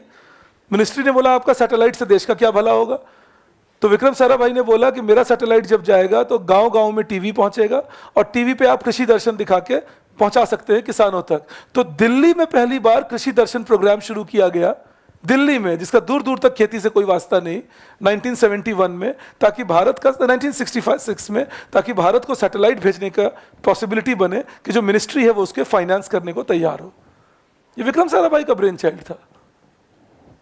अब उनके इंटेंट अच्छे थे, लेकिन कृषि दर्शन, ये हमारी ब्यूरोक्रेसी की सोच 50-55 साल से रही है। I am saying sorry to बाबा, but but that is the problem. हम शहर वाले, टाई कोट वाले, कॉफी पीते हुए, when I was posted there, बात करने वाले लोग हैं। हम डिटेल में घुस के काम करें तो बात पता चलेगा कि क्या कृषि दर्शन के क्या फायदा होता होगा किसानों को। तुम सोच के देखो, कौन से किसान होंगे जो कृषि दर्शन देखते होंगे। बस एक बना दिया शहर के लोगों के लिए, वो एक ग्लोरीफाइड चीज हुई कि हाँ देखो किसानों के लिए कुछ किया जा रहा है, किसान के लिए नहीं हुई वो चीज। That is the challenge that you would have. नहीं, रेडियो पे करिए, किसानों के पास रेडियो है। हाँ, यूट्यूब पे तो हैं प्रोग्राम्स बहुत सारे, बट एक बात सोचो, हर पंचायत के पास ये अथॉरिटी है that they can spend money for the extension services of the farmer. That should be the focal point, no? क्योंकि अगर तुम एक यूट्यूब पे वीडियो बनाते भी हो, so what might be true for a farmer in Telangana may not be true for a farmer in Haryana. Localised system है ना ये, तो लोकल सिस्टम में जाके काम करना पड़ेगा। You understand that? Okay, you take. इसीलिए तो एग्रीकल्चर को स्टेट सब्जेक्ट बनाया गया था कि हर जगह की खेती अलग अलग है। You can't have a blanket size thing for everyone. Okay, you take this up further, you write, this is way forward, yeah.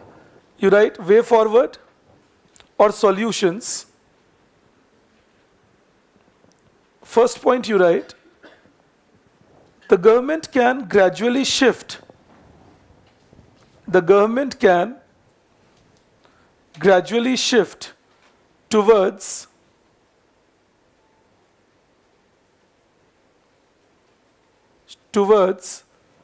direct benefit transfer, direct benefit transfer,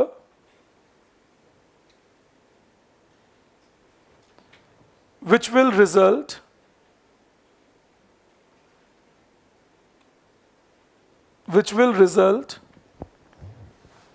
in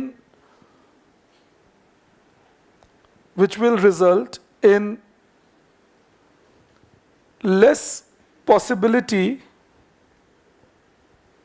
of leakages.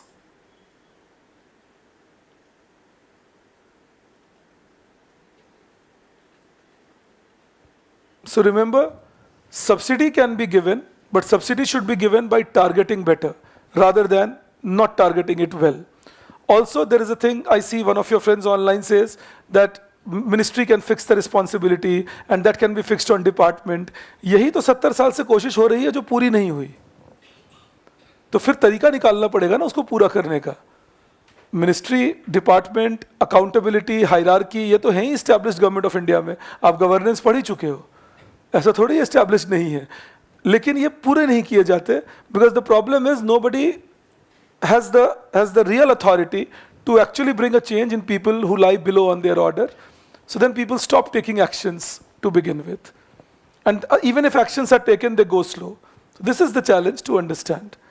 Next, you write, second point, the use of technology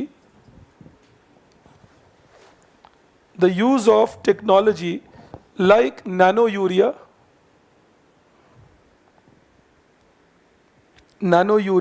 and nano fertilizer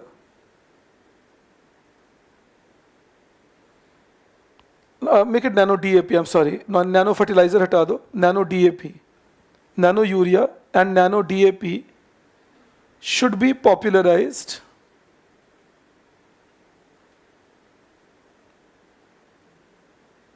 They are liquid fertilizers. They will have nanoparticles within them, and you can spray them directly on the plant. You don't have to spread it in the field as a powder. Spray them directly on the plant. Even drones can be used to spray them, and their productivity yield has been reported to be higher. That one bottle of nano urea can do as much product or can give as much productivity as at least a 30 kg sack of urea. So that way a lot of money can be saved and productivity can be enhanced. All right. No, it's rather cheaper when it comes to the total usage that you count. Like one bottle costs you much lesser than one sack of urea. All right. Then you write third, farmers should be provided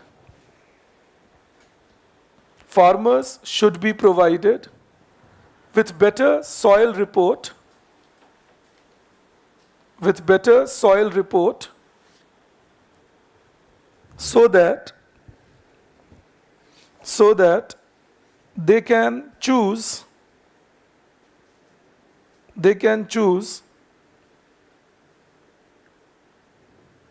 right amount of fertilizer for usage.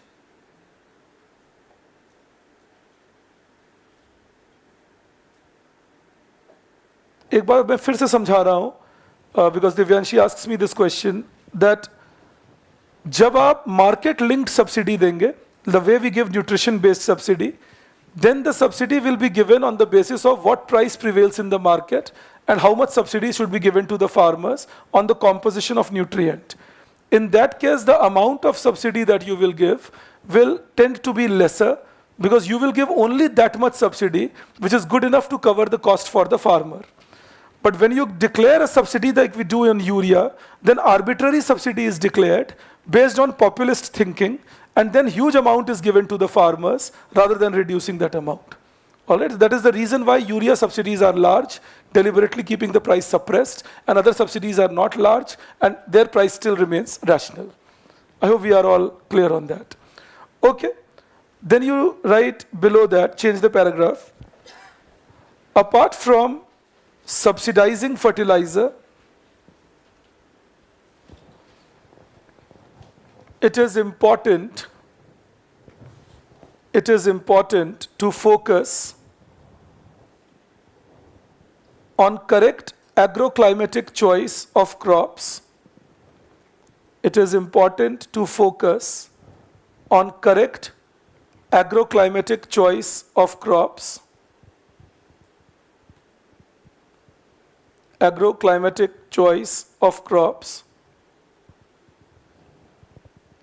to avoid using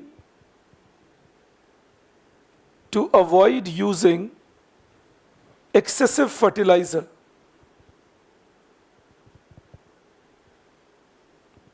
Full stop. The government should also build a consensus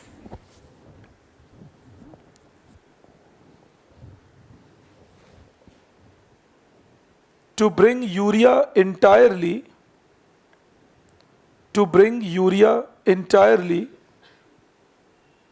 under nutrition based subsidy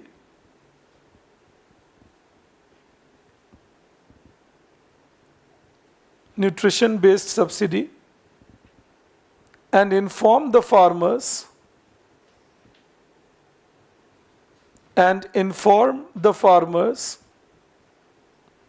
that excessive use of fertilizer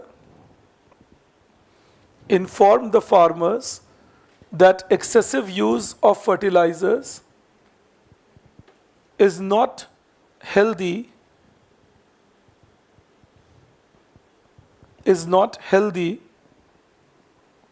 for the soil.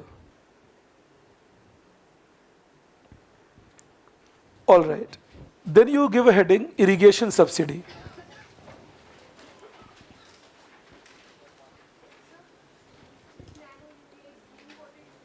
No. Neem coated urea is urea mixed with neem powder to avoid its use in industries. So neem coated urea has been there since 2015, a lot of it, to avoid its use in industrial purposes. But nano urea is liquefied nanoparticled urea or nanoparticled DAP, which can be sprayed directly on the plant, and then the nanoparticles will go to the roots, go to the stem, and will give same amount of fertility to the plant, which you otherwise get from a much larger quantity of urea that you use on the plant. All right? Okay. Then in irrigation subsidy you write, the major source of irrigation subsidy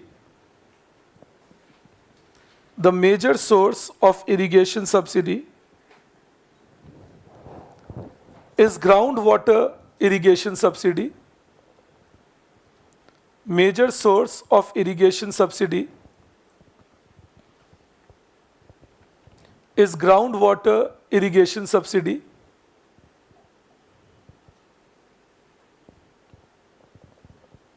Which is given in terms of which is given in terms of installation subsidy for borewells, installation subsidy for borewells, and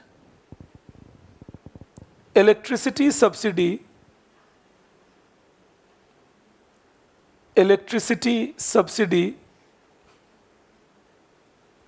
for farmers to extract groundwater.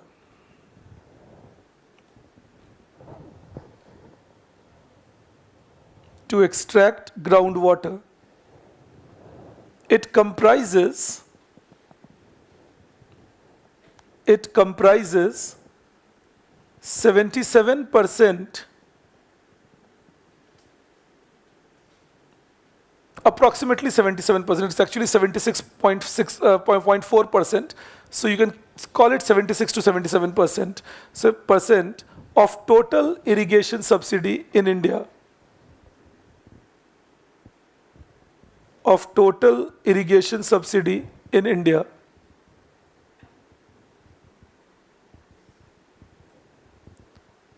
Then you change the paragraph.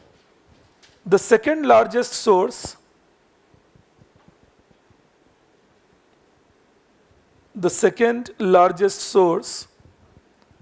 is canal irrigation.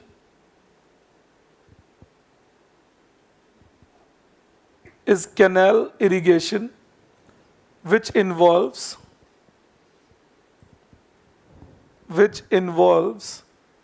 subsidy on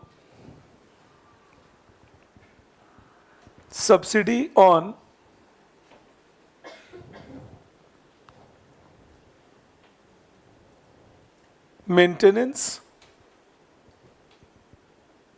repair, and construction of canals.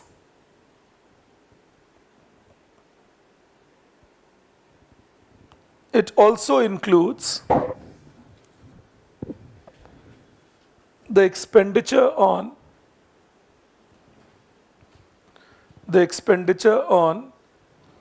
developing canal connectivity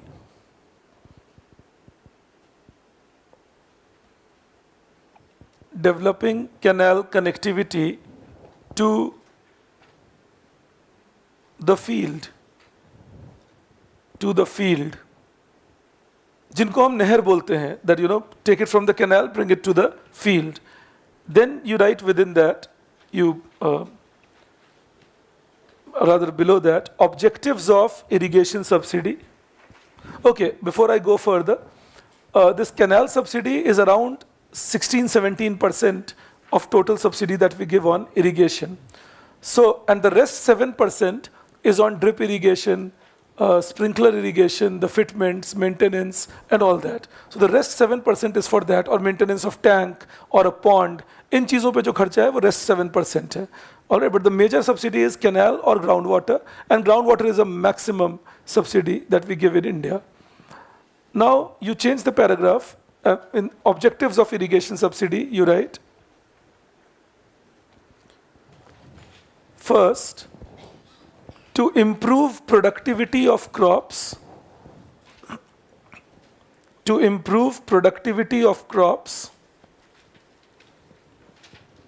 through assured irrigation,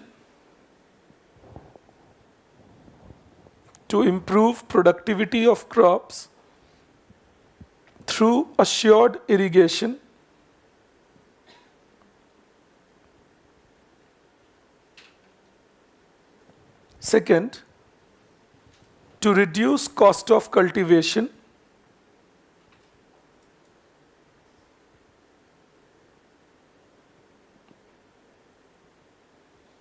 Third, to promote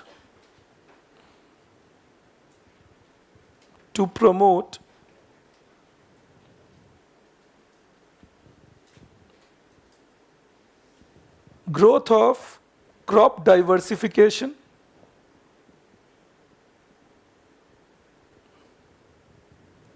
as water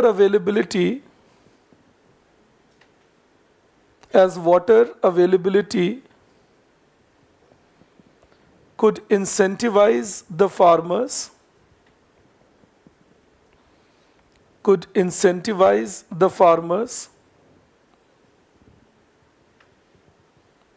to improve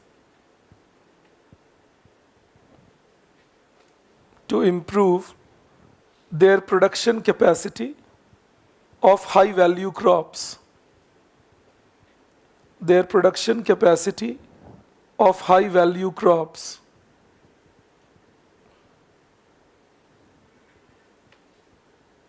And D, fourth, it helped in creating employment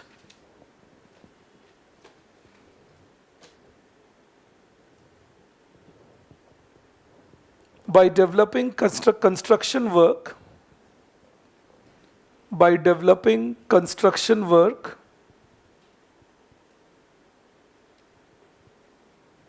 in rural areas.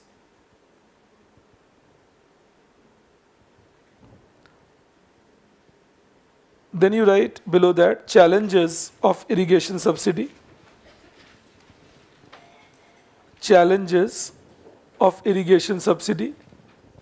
And you write first point, it has resulted in a subsidy burden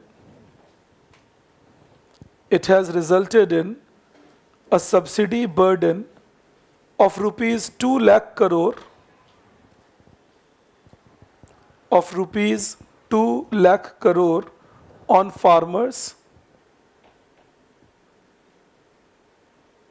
on farmers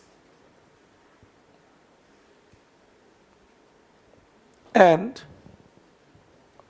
make it on government, and I missed the track there. Subsidy burden of rupees 2 lakh crore on government, and the farmers have not been evenly benefited.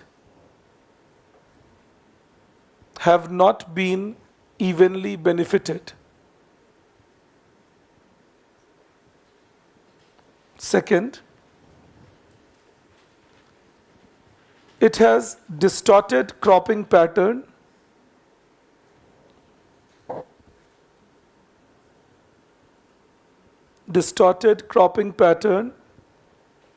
as farmers grow water intensive crops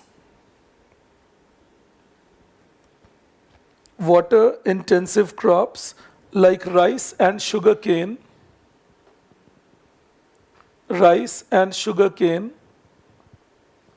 even in relatively water scarce regions.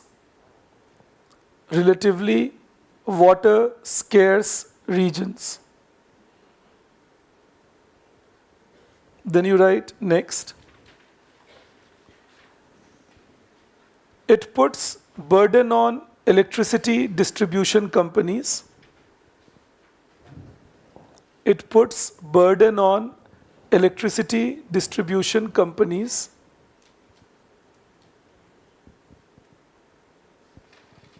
Because free electricity used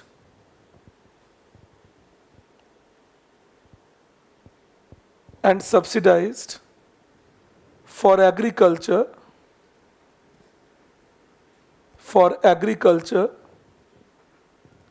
is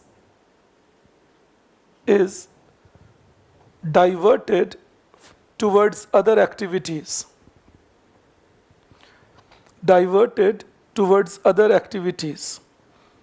So I'll tell you what happens. The electricity distribution companies get a fixed subsidy from the government. Government says, look, we have estimated, understand this method thing. Government says, look, the state government, of course, says that we have estimated this much will be the use of electricity for farming purpose and irrigation. So we will, and this will be the cost of it. So we will give you that much money. Now, okay, if ideally the same thing happens, this is a study which is conducted by the Department of Agriculture, and everybody says, okay, fine, we will get this much money.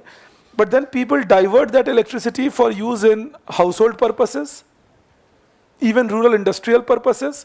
So the result is that the estimate of the government that this much electricity will be used for irrigation is much lesser compared to what is actually used by people.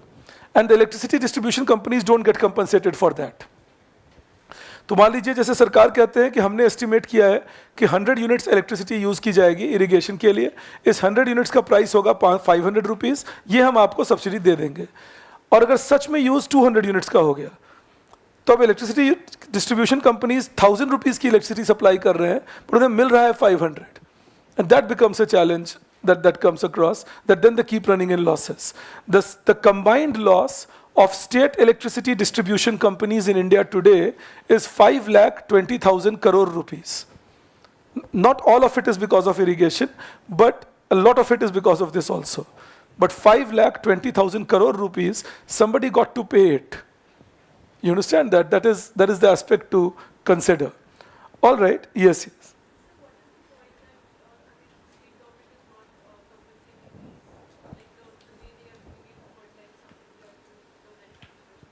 No, even in fertilizer, the prices are fixed. That this is the price at which you will sell. Now, many times the companies compete among each other and reduce the price of one brand compared to another. That is why the government introduced one nation, one fertilizer. That companies should not promote their brand and don't try capturing the dealership. The farmer should get uniform type of fertilizer in the process of that one nation, one fertilizer program. So this is but another thing is fertilizer is distributed by private companies. Electricity is distributed by the government companies. So then the gap will stay in that. Okay. Then you write the fourth subsidy in agriculture. And yes, the way forward that you can write in this is whatever you wrote for irrigation reforms in Evergreen Revolution. If you recall, you wrote points on demand side reforms and supply side reforms. All those points will come in here as the way forward. All right, so I'm not dictating it again to you, but all those points are the way forward, that what should be done in irrigation.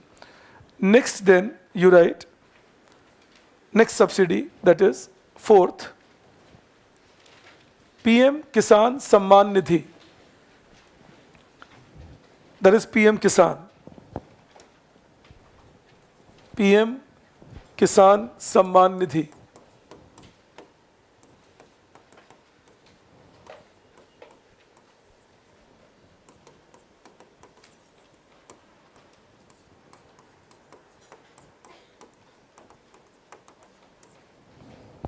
Okay.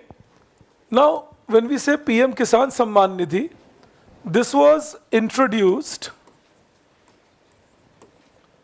in interim budget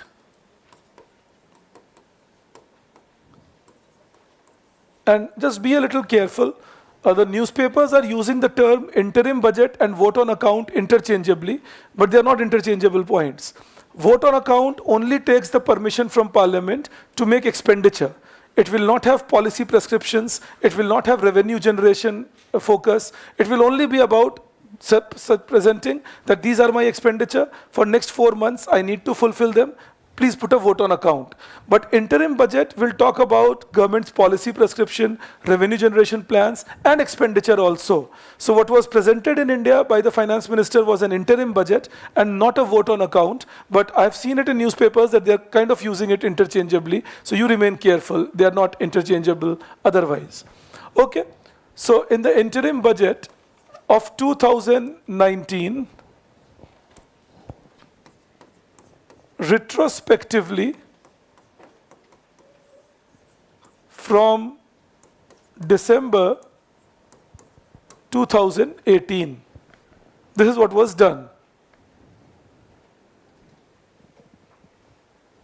Why should direct benefit transfers be populist, Deshari? They are rather better with respect to targeting, no? You are transferring them directly into the hands of the farmers.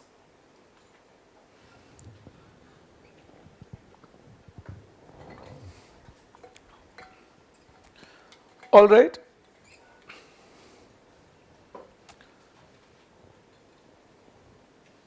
I'll just answer one more, that inflation of cost by the firm exists. Urea, yes, that is true, Divyanshi, you got it right now. The context might have been different because the productivity increase. Okay, that's another thing. Let's address that. अब जैसे nano urea की बात होती है या nano DAP की बात होती है, तो अभी कुछ लोग बोलेंगे that अभी अखबार में भी हम लोग पढ़ते हैं इसे, that the productivity has not increased as much. Understand this. Whenever you are bringing in a new input, you have to look for a trend call of productivity. इसीलिए मेरे हिसाब से मैं हमेशा मानता हूं कि हर स्कूल में 11वीं 12वीं में रिग्रेशन पढ़ाया जाना चाहिए, ताकि लोगों को अकल हो कि मल्टीपल फैक्टर्स जब एक्सप्लेन करते हैं किसी चीज को और आप एक फैक्टर बदलते हो तो उसका इंपैक्ट 1 साल में पता नहीं चलता या 2 साल में भी पता नहीं चलता. There are multiple factors affecting agricultural productivity. Now, if you introduce a nano urea in a particular year, and that year happens to be a year of a bad drought, or that year happens to be a year of less sowing, that year happens to be a year of pest attack, that year happens to be a year of flooding. Understand that. I'm giving you extreme example. There can be less extreme example. Like that year happens to be a year before which the farmers got lesser price for that crop. You know, understand that is a less extreme example. But then I got less price for a crop. I decided to sow it less. Now you use nano urea, but less production was seen because I sowed less. तो ये एक बहुत बड़ी दिक्कत है हमारे यहाँ कि हम ग्रॉस डेटा कलेक्ट करते हैं, फिर उन डेटा के कारणों में, उनके न्यूएंसिकल दिक्कत चीज़ों में जाते ही नहीं कि मल्टीपल फैक्टर्स जो अफेक्ट कर रहे हैं उनका क्या असर पड़ा, उन चीज़ों में नहीं जाते हम. We got to go into that. You know, this is the point that I am putting to you. You know that unless we don't go into that, we will not be able to straight. And दूसरा, इसीलिए productivity and all, you can't judge in a couple of years. You can't judge in 1 year. It's not possible. You need a 4 to 5 years application of something, test it over a large range of land area, and then only you can comment whether it is productive or not.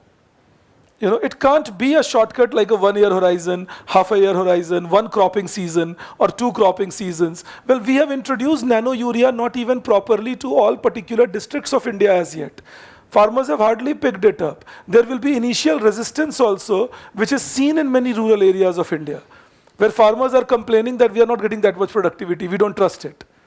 But the problem is at times trust. The problem is lack of knowledge about how to use. मैं आपको एक example देता हूं.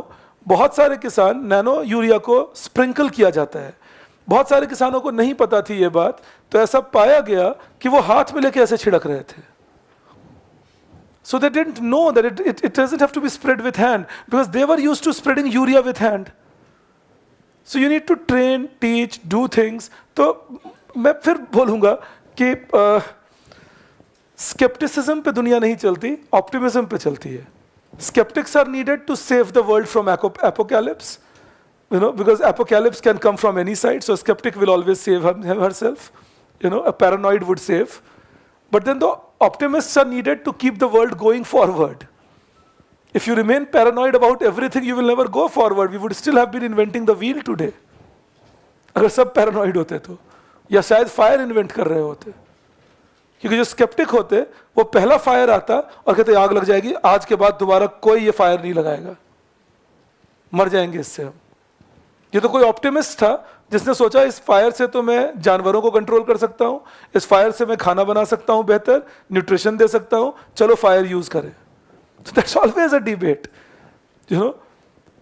So it's and to be honest, that's my thinking, that it's better to be an optimist and go ahead and take risks rather than be a paranoid and remain in a limbo always all your life. I would any day like to be a Japan which reaches $70,000 and then enters or $60,000 per capita income and then enters a deflationary market, than to be a Soviet Union which does not become rich ever and finally scatters away also. You know, that is my normal thinking always.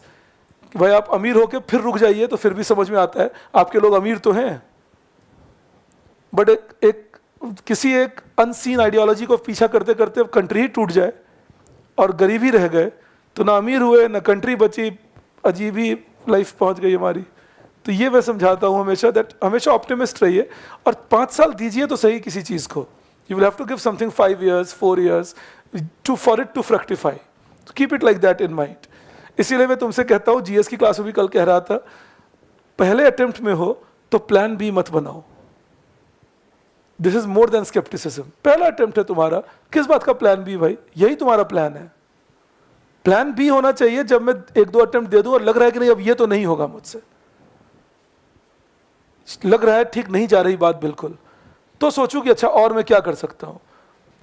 It's like मैं next IAS setup करने आऊं, next IAS setup कर रहा हूं और मन में plan B बना रहा हूं, अच्छा जब ये नहीं चलेगा तो मैं कहां जा सकता हूं. मतलब मैं घुस ही रहा हूं सोच के नेगेटिव कि ये नहीं चलेगा. I have to enter thinking मैं मेहनत करूंगा, मांगूंगा ईश्वर से आशीर्वाद, तो कैसे नहीं चलेगा?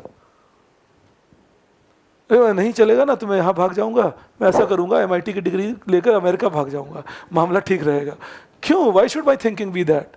आई am in here to stay. Give the universe that message. So don't be a sceptic. My bottom line was that there is no harm. 2-3 साल आप एक्सपेरिमेंट करके देखिए. और नैनो यूरिया और nano DAP they have not been. एक ये भी बात मैं बोलूंगा तुम्हें, ऐसा थोड़ी है कि कोई सुबह सुबह उठे और बोले आज से नैनो यूरिया छिड़को भाई, आज से नैनो डीएपी छिड़को. There has been experiment in the field, there has been experiment commercially, it has been shown in that experiment what is their utility. Only then they got the license to produce it commercially. Again, when they got the license to produce it commercially, they had to prove that they are worth what they are showing, and then this has been passed on to the farmers. अब इस सब के बाद हम बोलते हैं कुछ नहीं हो रहा. ये बात समझ के रहना, क्योंकि बहुत लोग आपके साथ बात करते हुए बोल देंगे कुछ नहीं हुआ. हो सकता है, ये नहीं कह रहा हूं वो लोग गलत कह रहे हैं आपसे, गलत मतलब है उनका, their intention is right, but maybe they are not that well educated about the topic as they should be, because many of us rely only on newspapers and some reading material here and there as our primary source of information. हमारे यहाँ हम divided लोग हैं. एक set of लोग हैं जो सिर्फ Economic times, business standard, times of India इनको पढ़ते हैं, और एक सेट ऑफ लोग हैं जो the Hindu, Scroll, the Wire यही पढ़ते हैं, न्यूज क्लिक. तो जो लोग Hindu, Scroll, News Click, Wire ये पढ़ेंगे, उनका एक दुनिया बनती है उनकी, the world to the left of this life. और जो लोग सिर्फ इकोनॉमिक टाइम्स, सिर्फ टाइम्स ऑफ इंडिया, सिर्फ बिजनेस स्टैंडर्ड पढ़ेंगे, उनकी एक दुनिया बनती है, the world in the open market, free market situation. लेकिन जो लोग किताब पढ़ते हैं उनको बुद्धि होती है, क्योंकि वो डिटेल में जाके सोचते हैं बातों को. अखबार पढ़ने वाले लोग फ्लिम्सिली टच कर रहे हैं, क्योंकि आप किसी एक रिपोर्टर के बेसिस पे लिख रहे हो या कॉलमिनिस्ट के बेसिस पे. पर जब आप किताब पढ़ते हो तो आप पूरे डिटेल्ड एनालिसिस में जाते हो कि अच्छा इस टॉपिक पे ये गहराई है. इसीलिए मैं हमेशा बचपन से बात, विश्वास कीजिए, blame it on my grandfather also, but मैं हमेशा किताब को प्रेफर करता था अखबार पर. मतलब किताब नॉलेज है ना, अखबार तो उसके ऊपर एक क्रीम पेस्ट लगाया मैंने कि अच्छा आजकल की चीज समझ ली, पर किताब पढ़ूंगा तब तो समझूंगा डिटेल क्या है मामला, क्योंकि किताब एक टॉपिक पे 150 पेज होती कम से कम, अखबार एक टॉपिक पे एक कॉलम. आप दोनों का फर्क समझ लीजिए, नॉलेज बेस का क्या फर्क होगा. तो एक टॉपिक पे एक किताब पढ़े जब, तो हमें आइडिया लगेगा अच्छा ये सच्चाई है, ये इसके प्रोज एंड कॉन्स हैं. So that is my way of living life and you don't have to follow it at all. I am just sharing it with you. But I see many of my colleagues, many of my people around me, their way of living life is I will read 2 newspapers and that will make me the intellectual I would like to be, because now I know better than people who read 1 newspaper. So I can surely assert upon them.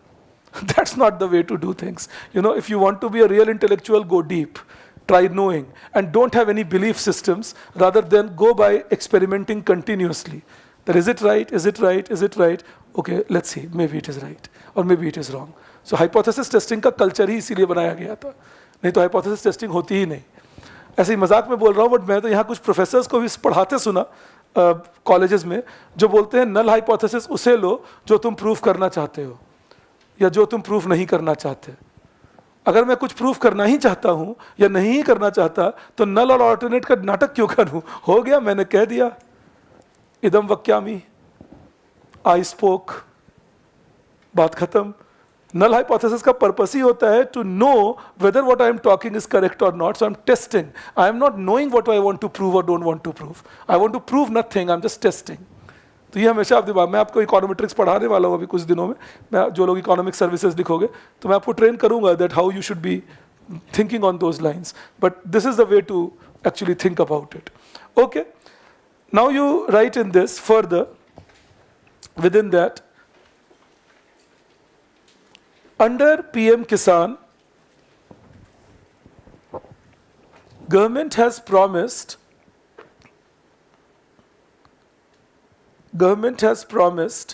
an annual subsidy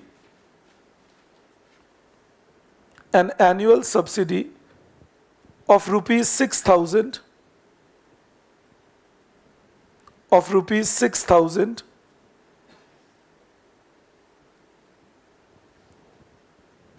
to each farming household,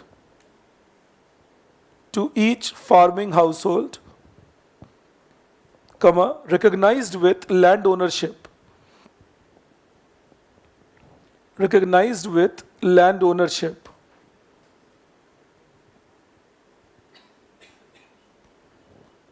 The amount is given to the farmers.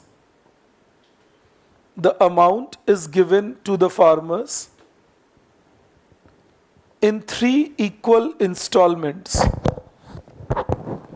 The amount is given to the farmers in 3 equal installments.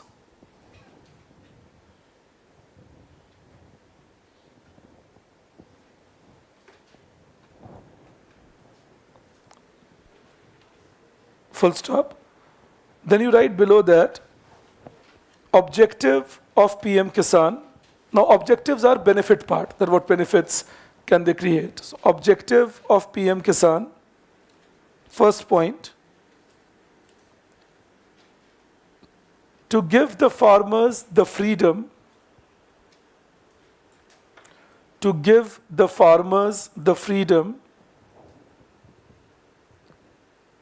to allocate their expenditure.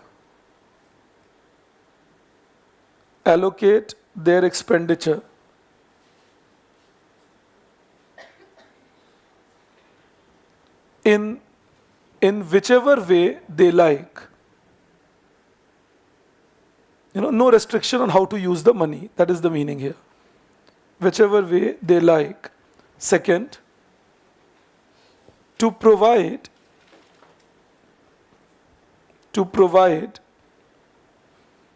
income support which will reduce farmers' dependence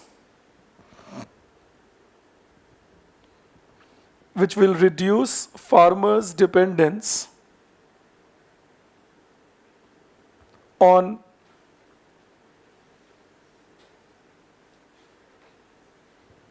money lenders. And third, to encourage crop diversity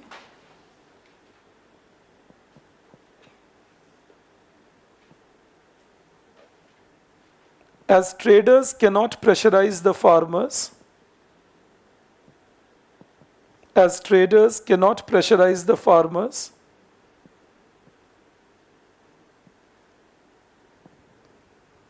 To sow particular crops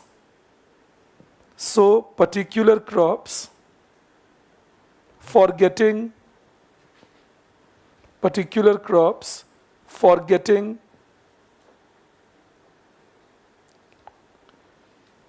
easy credit.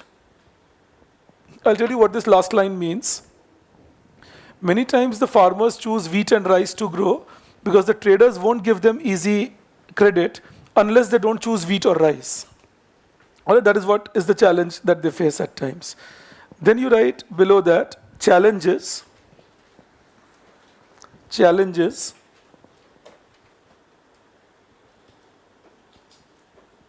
First, in that you write, the amount given is very small. The amount given is very small compared to the requirement. The amount given is very small compared to the requirement. Now 6,000 is hardly a money. that also on a per annum basis. It won't even suit a 1 acre farmer. I mean, forget even a small farmer. It's not even fit for medium, marginal farmer. So we need to increase this money. Otherwise, it's not reaching many objectives. And second, you write, it does not help. It does not help landless farmers and tenant farmers. It does not help landless farmers and tenant farmers. Then you write the fifth subsidy. No, fifth subsidy. This is on PM Kisan. The fifth subsidy. You write PM Asha. This is Annadata Aay Suraksha Yojana.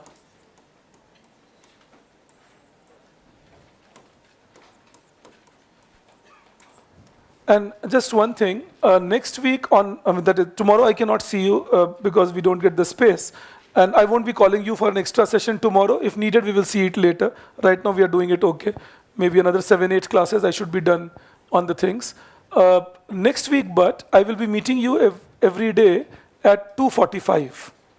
All right, we'll be meeting at 2:45 because my class will end at 2:10 with the batch that I have. Maybe 2:15. So I'll come within half an hour. So just for next week, I'll meet you at 2:45. And next week, again, we will have a class on Saturday because the coming Wednesday, I can't meet you. Coming Wednesday. I'll meet you on Monday and Tuesday, of course, and then Thursday, Friday, and Saturday after that. So, but coming Wednesday, I can't meet you in the coming week. All right, there's one more announcement. Those of you who are appearing economic services, I have also arranged, apart from your English class, you will have around 5-6 classes of English. And apart from your English class, I have also arranged for your specific GS classes for those of you who would need it. All right, that will also happen as we get over with this. So जो भी लोग economic services दे रहे हो और by chance आपने कोई GS नहीं पढ़ा या पढ़ा भी है आप फिर से economic services specific GS करना चाहते हैं, the classes will be conducted on history, polity and geography. For economy, you will have to rely on yours truly. All right, but other than that, for history, polity and geography, we will be giving you that support. It applies even on RBI people. The person who will teach you English, I have shown him the syllabus of both RBI and IES. They majorly overlap with each other. So in that case, you will be taught all the topics. So people among you who are appearing RBI and IES or either of the two can attend those classes, both English and GS. All right, I'll put it on the group also today. But I see maybe you guys have become busy with all the heavy study pressure on you. But I see that many times I put things on the group, but I see questions regarding the same thing in the WhatsApp group, so I mean the informal groups. So maybe it is because you may not see the group, but advice is always see the group for any news or anything that is there. Generally, I try putting it in the. जैसे मुझे आश्चर्य ये लगता है, एक थोड़ा मैं critical हो रहा हूँ, तो आप मेरी बात का बुरा मत मानना. लेकिन सोचो अगर मैं 8 बजे सुबह मैसेज लिखता हूँ कि मैं आज भीड़ में फंस गया और नोएडा बॉर्डर पे जैम है और इसीलिए मैं नहीं आ पा रहा हूँ, और उस मैसेज को पिन करता हूं जिसका मतलब वो मैसेज सबको नोटिफाई होगा, तो कैसे तुम 2:30 बजे 3 बजे दिन में बोलते हो आज क्लास है या नहीं? क्या फूके? उस दिन नोटिफाइड मैसेज है, पिंड है. सोच के देखो कभी, इसको एब्सेंट माइंडेडनेस कहते हैं, ये हटा लो. लाइफ में ही ट्रू है ये. मैं खुद ही एक एब्सेंट माइंडेड प्रोफेसर टाइप से बिहेव करता हूं बहुत जगह, बट काम की जगहों पे नहीं. जहां मेरा काम है वहां मैं बिल्कुल अलर्ट आदमी हूं, और आप भी हैं, मैं जानता हूं, आप पे मुझे पूरा फेथ है. बट ये जब कभी कभी किसी को करते देखता हूं तो मुझे आश्चर्य लगता है कि तुम्हें मतलब 3 बजे तुम पूछ रहे हो क्लास लाइव नहीं हुई, और वो उसी टेलीग्राम ग्रुप में पूछ रहे हो जिसमें पिंड है मैसेज कि आज की क्लास नहीं है, और वो मैसेज सुबह 8 बजे पिन कर दी गई है. तो ये मतलब मुझे तुम्हारे प्रति रिस्पेक्ट कम हो जाए ऐसी नौबत मत लाओ. मुझे लगता है ये कॉमन सेंस तो होना चाहिए. मतलब अगर तुम, मैं जानता हूं आप मुझे कहेंगे सर नहीं सर एक दिन गलती से हो गया, यही तो कह रहा हूं कि एक भी दिन ऐसी गलती मत करो. ये शेर के आगे खड़े होकर डांस करने जैसा है. फिर शेर खा गया, हम पेट में बैठ के सोच रहे हैं एक दिन गलती से ये कहाँ आ गए हम यूं ही नाचते नाचते. तो आप बस समझ के रखिए इन बातों को. मैं फिर रिपीट कर दूं, next week onwards 2:45 is the time of our class. It will allow us to get 75 minutes extra, which will be wonderful bonus. And other than that, second thing, you will have classes on GS as well as English for IES and RBI. I have been able to arrange both the support. I was trying that always, but I commit only when people make me secure that, yes, now I meet the people, I test them, and so on.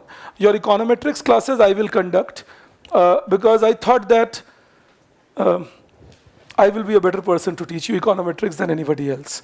तो इसीलिए मेरी बात हुई थी मेरे जो student हैं जिनकी मैं बात कर रहा हूँ, और वो अच्छा पढ़ा भी सकती हैं आपको, बट मुझे ऐसा लगा कि मैं ही पढ़ा लूँ तो आप मुझसे काम चला लीजिए.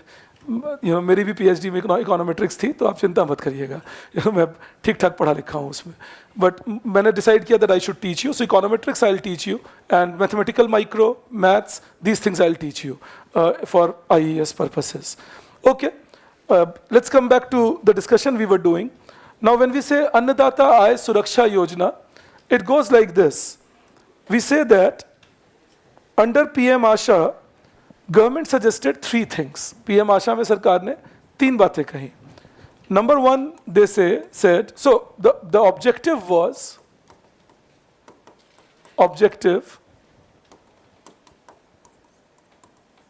to assure MSP for farmers. ये एक और गलती थी आज के इंडियन एक्सप्रेस के आर्टिकल में. The article was saying that the government should fix the MSP and make a rule, make it legal and make a rule that anybody buying from the farmers cannot buy it at less than MSP, which will force the buyers, the traders, to pay MSP. I mean, again, you have to be completely oblivious of how Indian markets work to believe in this. You know, it's like saying fix the minimum wage and then the employer will be forced to give minimum wage to the employee.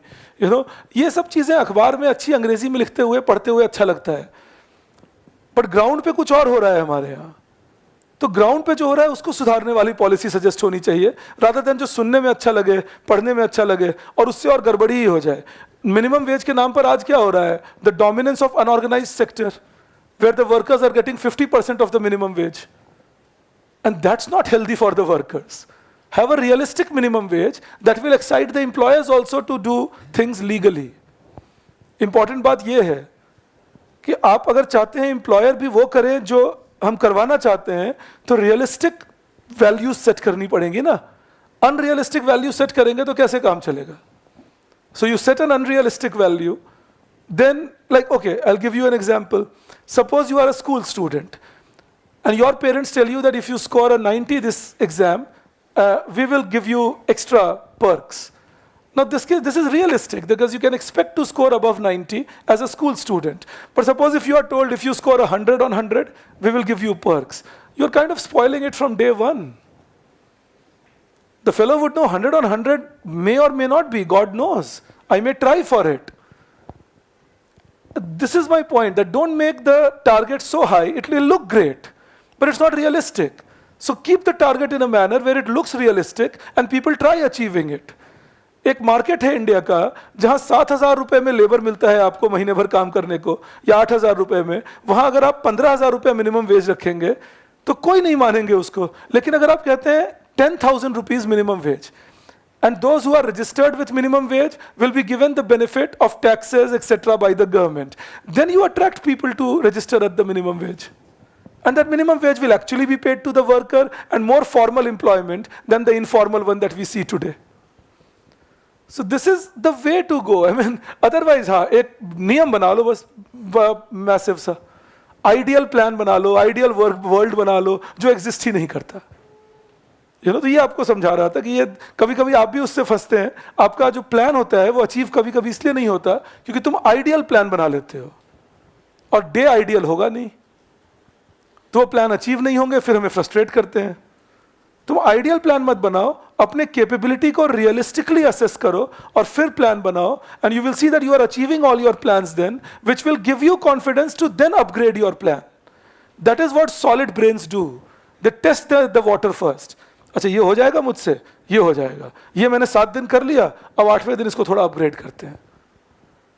लेकिन हम पहले ही दिन plan बनाते हैं, जब मैं 12 घंटे पढ़ूंगा और जब मैं एक दिन में 700 पेजेस पढ़ जाऊंगा.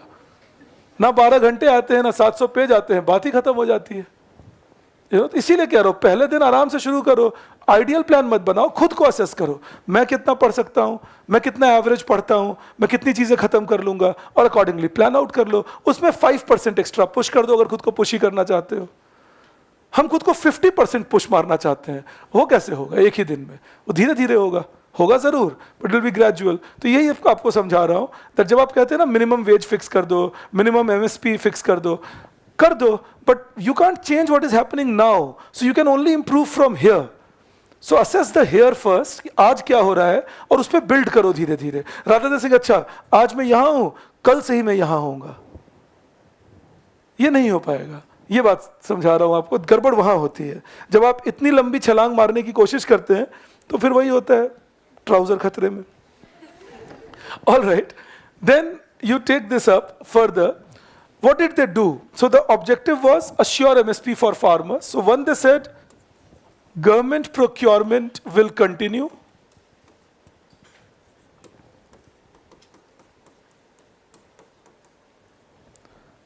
Second, they said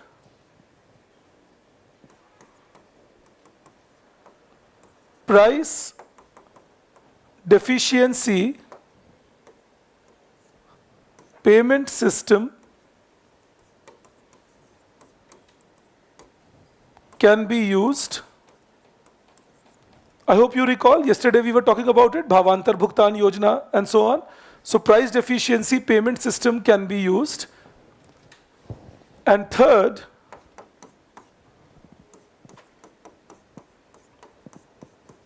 pilot project for private procurement of crops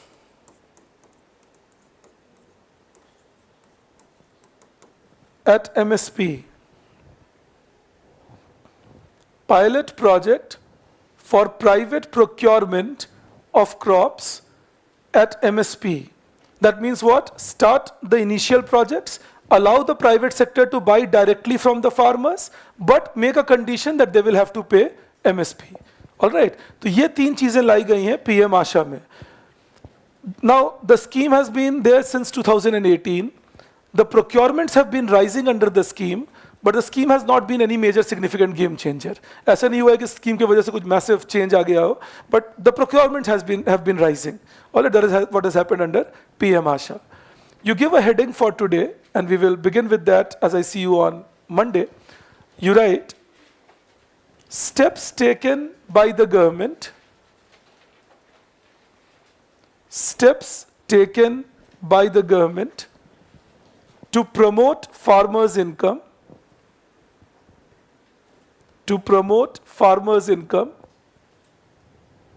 and increase agricultural productivity. To promote farmers' income and increase agricultural productivity. So we will begin from here. As I see you, we will do most of the agricultural schemes in it. Obviously, this PM Asha and PM Kisan become your point 1 and 2 in the next discussion. All right, जो steps taken by government हैं, इनमें पहले दो point आपके बन गए, PM Kisan and PM Asha. All right, thanks a lot. See you on Monday then, 2:45. God bless you. If you are unable to log in for the test, Dimple, you can contact Divya ma'am. She will help you with that. It will help, Satyam.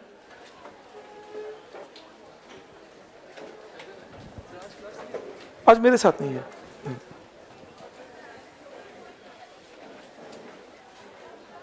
Yes, that is what they should do, Vasundhara. Thank you. God bless you. You can talk about organic fertilizers, Deshari. Drones can help. God bless you. Drones can help in sprinkling of fertilizer. They can help in mapping the soil, and so on. Thank you, Himanshu. Thank you, Karan. So, thank you all of you online. I'll see you on Monday. God bless you. I'll see you on Monday, 2:45 then. Thank you.